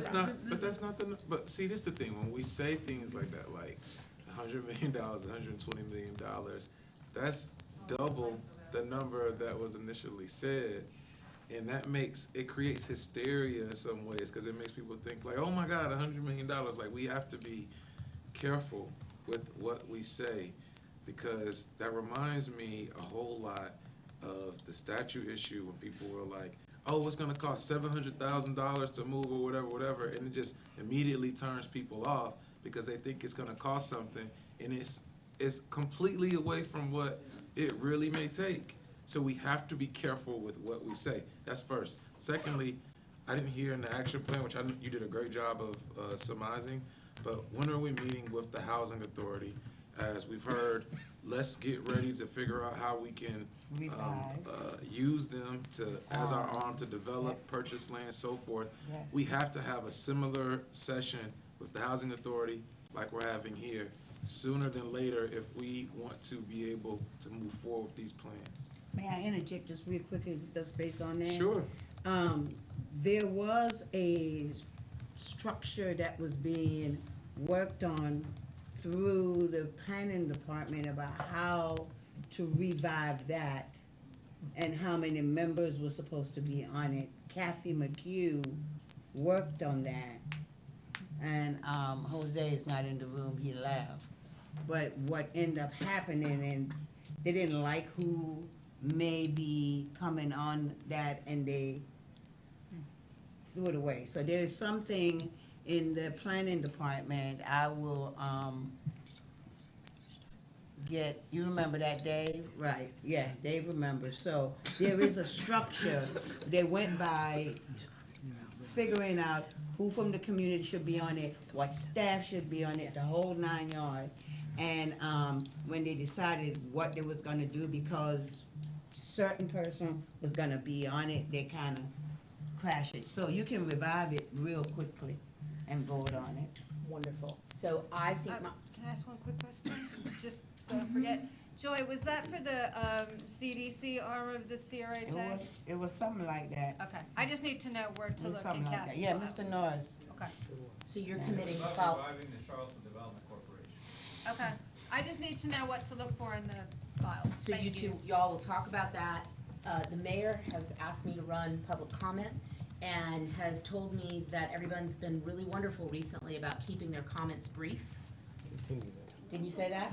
That's what happened the last work session. That's what she said on the last, nod and give me your power.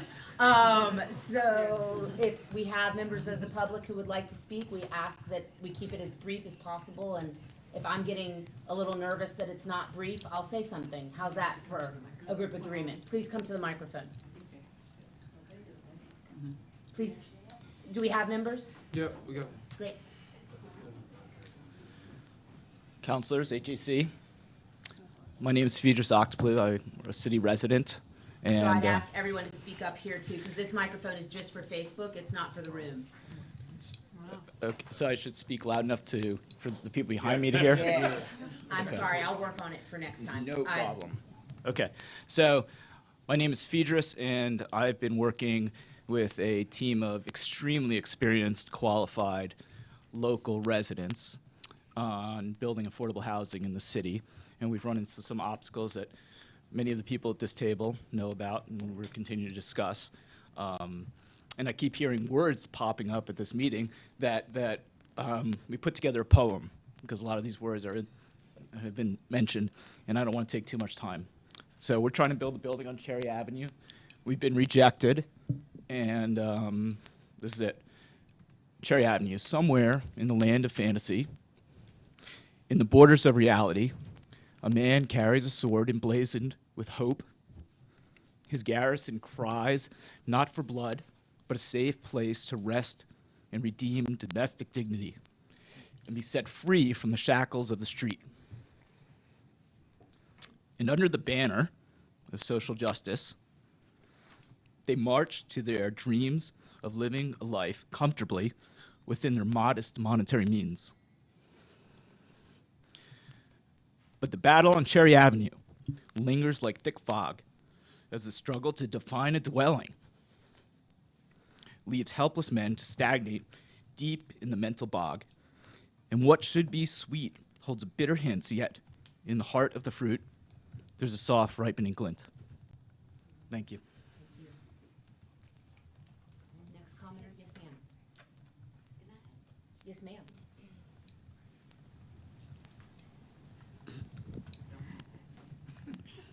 Well, I need to ask the question because I'm hearing about 400 units need to be built. 4,000. Wow, that's a lot. Well, now my question, because I don't get to all these housing meetings, but what about these units that's out of date? Are y'all speaking about those? Or are they used to 400,000? Are they gonna move these people that's living in these places that's out of date? Yes. Yes. Yes. Thank you, ma'am. So you mean Yeah. you relocate these people? Yes. Yes. Wait, wait. Did you mean to say you're relocating It's people? redevelopment without displacement. Right. No one's being displaced.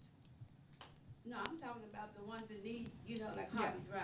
Right, so that's a Right. part of the redevelopment conversation Right. from the housing authority. Okay, And that's what I- that plan is already in That's place. included in the 4,000. Yes. Yes. So the 439 units, including the public housing units, which was the number one thing on Yeah. our list that needs to be financed, Right. includes those units. Yes. And that's part of the Okay. 4,000 unit total. So you were right when you said 400 units. Those are what need to be built to rehab the obsolete public housing and Friendship Court units. So you were right. Thank you. Ma'am? I was getting ready to speak, Could- but I'm gonna could I let have Emily you- Johnson have the last word. No, I'm done.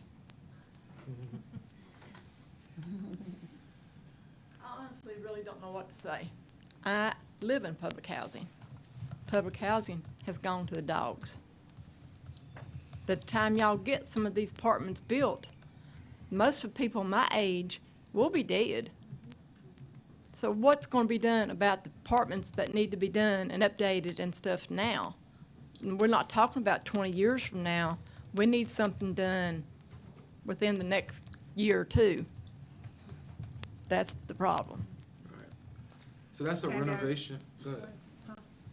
Well, I just Go think with my limited knowledge, and learning here too, I think if we commit to focusing on CRH properties, I don't know how much land they have and how many units can go on the land that's already developed, but that can make way for people who are currently in the older units. And then the old structures, something can be done with them, so new people can go into those. And if we commit to that being phase one, then that will hopefully address, what you're talking about, to where you can, while you're still in this lifetime, be in, a house that is safe and comfortable and that,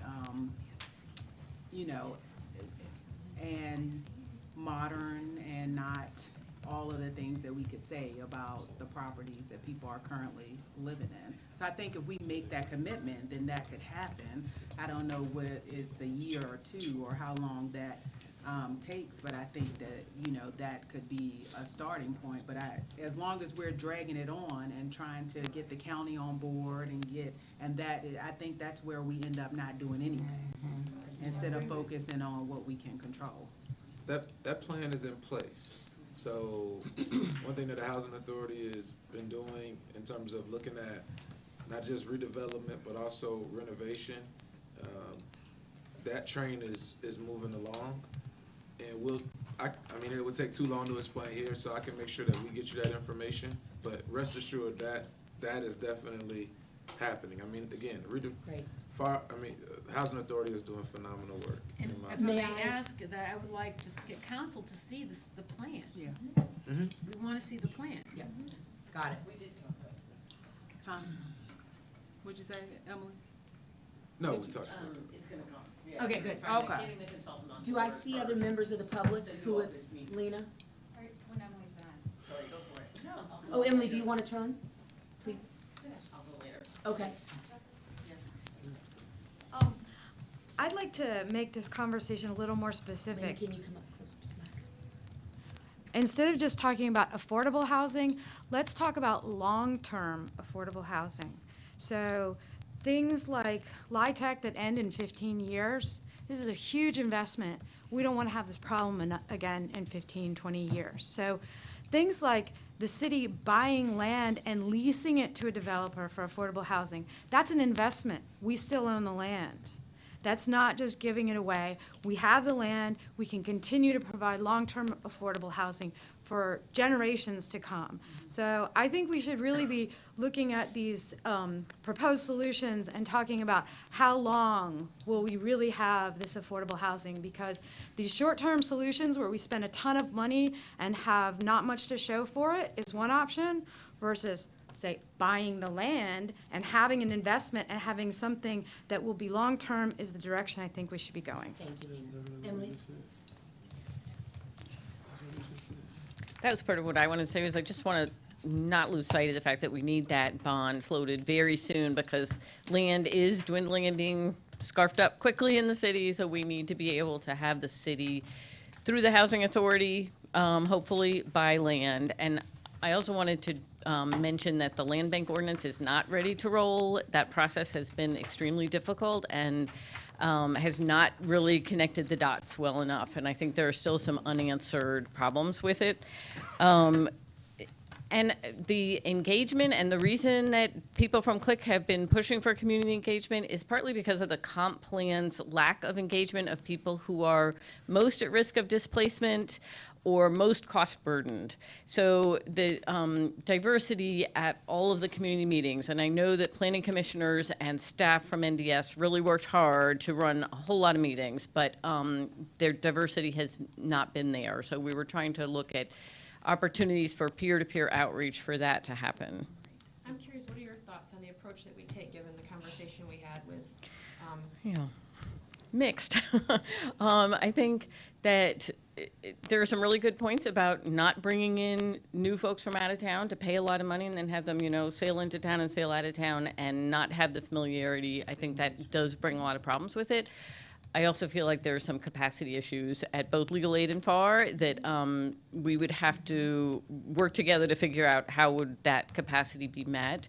The other problem with the timeline is I've done outreach at all times of year, and it is hard to do outreach in the winter. And that is like the worst timeline because days are short. You can't catch people in the evening, and weather is bad, and it's just tough. Depends on So, where you go, though. pardon me? Depends on where you go. So I know a lot of places in the winter where it's packed because we all gonna be there. Well, for that's a great different point. reasons. So, yeah, my feeling was that what we need was door to door. So when I read that initial draft info and saw it was a small amount of door to door, that worried me. But you're right, there are other opportunities that we should look at.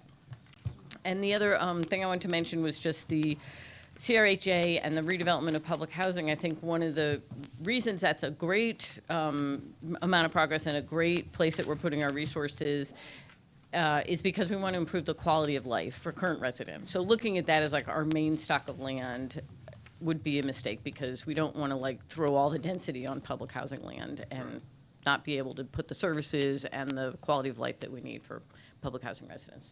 Thank you. Well, I don't think it's putting all, trying to build all of the needs there, but I do think it is there, right? It is available. It's undeveloped land.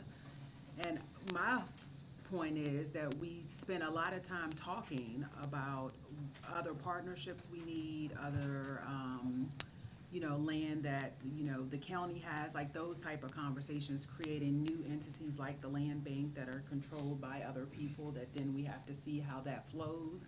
And I'm just saying, instead of us, since something needs to happen and it hasn't, we can control that and we could possibly get some, positive outcomes with it.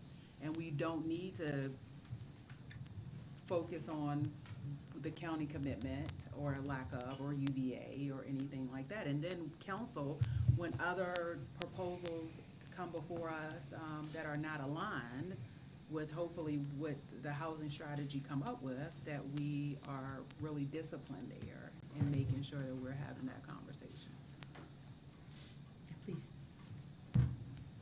Hey, Dr. Massey with my name's the Mike short- Massey. I'm a city resident. I just want to thank you for doing this. It was really interesting. It's good to see you all together. I would just like really briefly to say, my concern is that you have this great discussion. There's a lot of places to go. You all go back into your silos and your committees and you spin your wheels, and we don't know what's happening anymore. And a year later, we're having the same conversation. So I would like to suggest that you hold yourselves accountable, that there's some short-term things you've already discussed that need to get done quickly. There's some long-term things you need to continue to talk about. So maybe think about having this same meeting 3 months from now in the public, include Housing Authority, and talk about where you are in 3 months and how's that different from where you are now. Thank you. Great. All right. Hey, I'm Brandon. A lot of folks know me. I work for the Public Housing Association of Residents, which is the the federally recognized representative of residents of public housing in Charlottesville. FAR is also a founding member of CLIC, which we truly believe in. We really think a lot of great work has been coming from CLIC, and I appreciate y'all almost across the board sort of embracing CLIC's input into this whole process.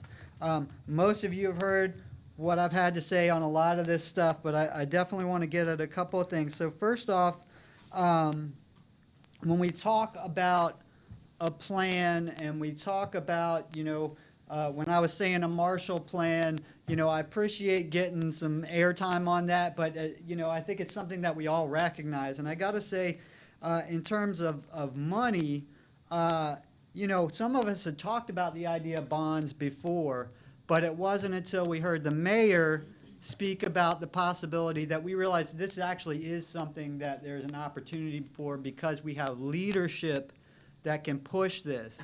And I think it's very important that the political leadership of this city embrace that and embrace this big thinking. I don't think we need to shy away from talking about hundreds of millions of dollars. I do think in the interest of getting something done now, which we have to do, we do need to talk about $50 million for public housing redevelopment and modernization as soon as possible, and that's $50 million in the form of a bond. Now, I think there's a couple ways you could do it, but one of the best ways you could do it is structure it in a way that gives the housing authority the capacity to issue its own bonds, right? So that you are backing those bonds maybe by just giving them the money and then they can show that that's paying down the debt service.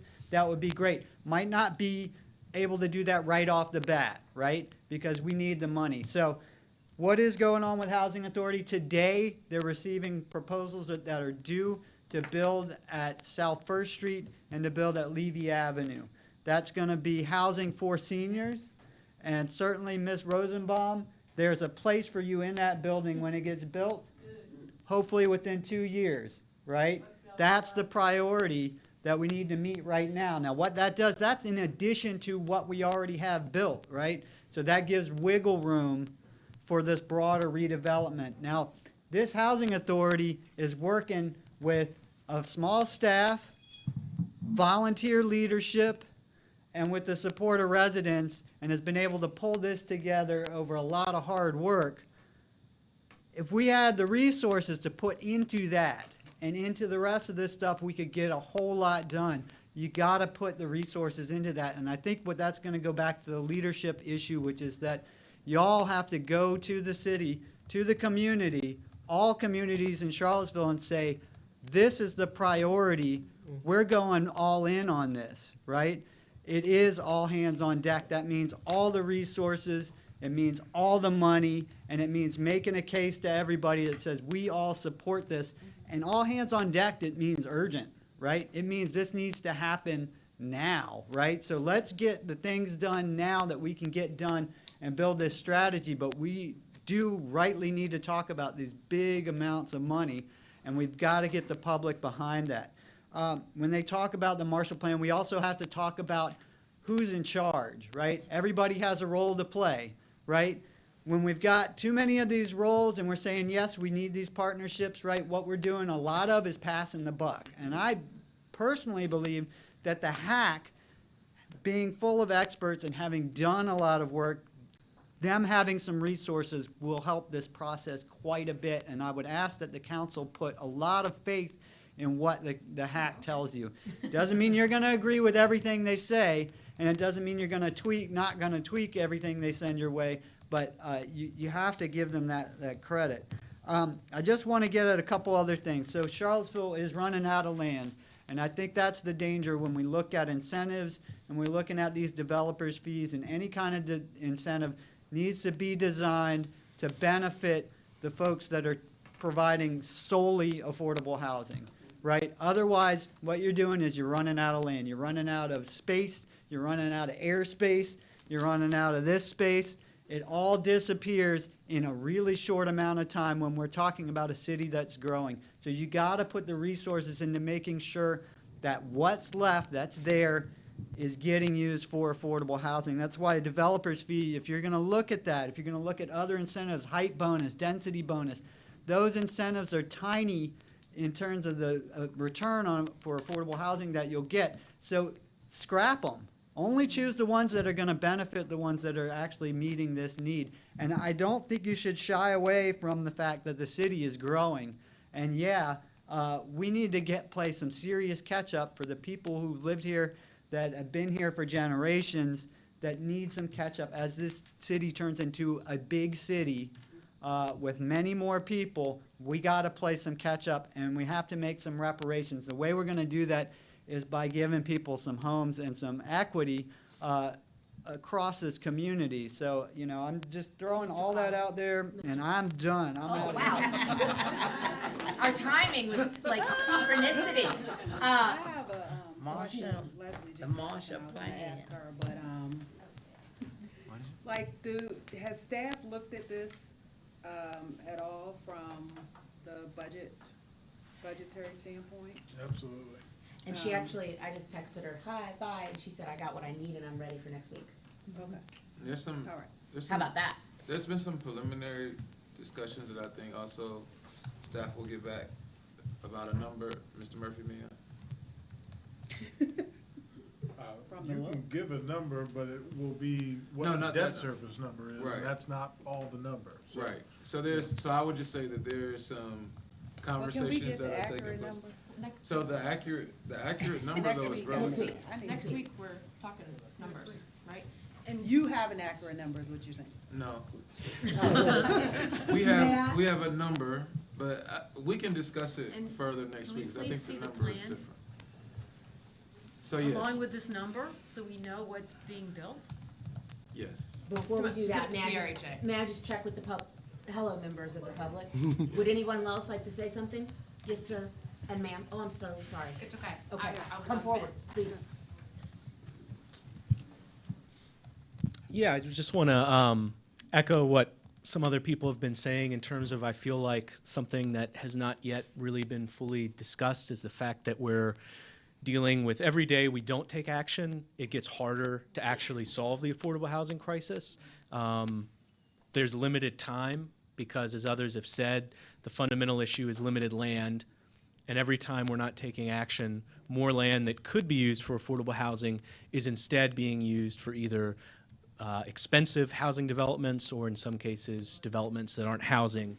And because of that, in some ways, I feel like maybe the foundational thing that would be most important to work on is a comprehensive strategy for use of land in terms of acquiring land, and then a comprehensive strategy for how the city uses city-owned land, because any affordable housing development project is going to take a lot of time.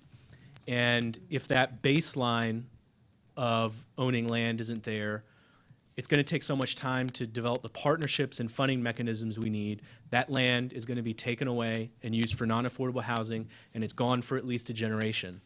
But if we can acquire land and have a strategy for it, that's much cheaper, that's much quicker, and once we know it's there, we know we have time to wait to form these partnerships. And I think, I just bring it up because I think it's a specific example of it that's good to think about. It is Southwood in Albemarle. This was a community that was going to be bought by a private developer who likely would have made it market rate because that's most profitable, and instead a nonprofit was able to acquire it, with the plan being to develop it for affordable housing. And that's taken time. That's taken time to build capacity. It's not done yet, but because the land was acquired, it's possible and it's going to happen, whereas if it wasn't, that would be gone. And so I think maybe, really foundationally, we need to be thinking in terms of acquiring land, community land trusts, a comprehensive strategy for how city-owned land is used, what our priorities are, when we put out RFPs for how to use city land. And again, I think that's cheaper. I think it's quicker. And if we don't do it, all of this might be for moot because there will be no land to form partnerships to build an affordable housing development. Thank you. Just quickly want to reiterate the point about the consultant. it's for Facebook, I don't care about that. To reiterate that consultant piece, I understand that the council has a history of paying consultant fees and then being chastised for doing so, but the communities we're talking about serving have been neglected for a very long time. So think about that insider piece, I think that's really important. But the history between the city council and low-income residents, I think, is what should dictate how much you guys are willing to invest in that community outreach. Thank you. Anyone else from the public like to speak? Ms. Galvin, did you want to add something? Did I misunderstand? I'm just saying is that when we're talking about 4,000 more units, and you crunch the numbers, that's 2.3 people per household. That's about 9,000 more people in Charlottesville on top of the 49,000 we have. So that's getting close to 60,000 people in Charlottesville. And that is, we also need to communicate that to the rest of the community, what that means. And so whenever we start, all that's gonna wind up, anytime you touch land, even redevelopment for affordable housing is gonna start changing the valuation of that land. It's gonna start affecting land values and assessments. So we're gonna also have to think in terms of what are the tax strategies to make it so that it still stays affordable for people who, as Rich said, their wages are not going up as fast as the land valuations. So it has to be comprehensive across the board, tax policy, land planning and long-range planning policy, zoning policy. We really cannot look at this in any other less complicated way. It doesn't mean we don't build on and work on the housing that we've got coming before us with the housing authority, but we've got to better utilize the parking lots and the old used gas stations that we don't use anymore in a much better way. And that's gonna take a lot of effort and investment. But, and also educating the public about growth. Mayor, or Vice Mayor, Mr. Bellamy, any other counselors have anything to add? We're at 7:20. Mr. Yes, I'm handing it back over to the person. Hi, Phil. Hi. How you feeling? Yeah, Good. just dandy, Are you thank you. glad I came? Absolutely. Thanks. Absolutely. So, having no more comments from the public, noting the hour, is there anything else we need to cover in the next? Thank you very much. As always, if you have any feedback about how this meeting ran, what I did as a facilitator, I'd love it if you talk to me or come talk to one of the staff members. We welcome your opinion, and this is part of community engagement too. Thank you. You don't have to go home, but you can.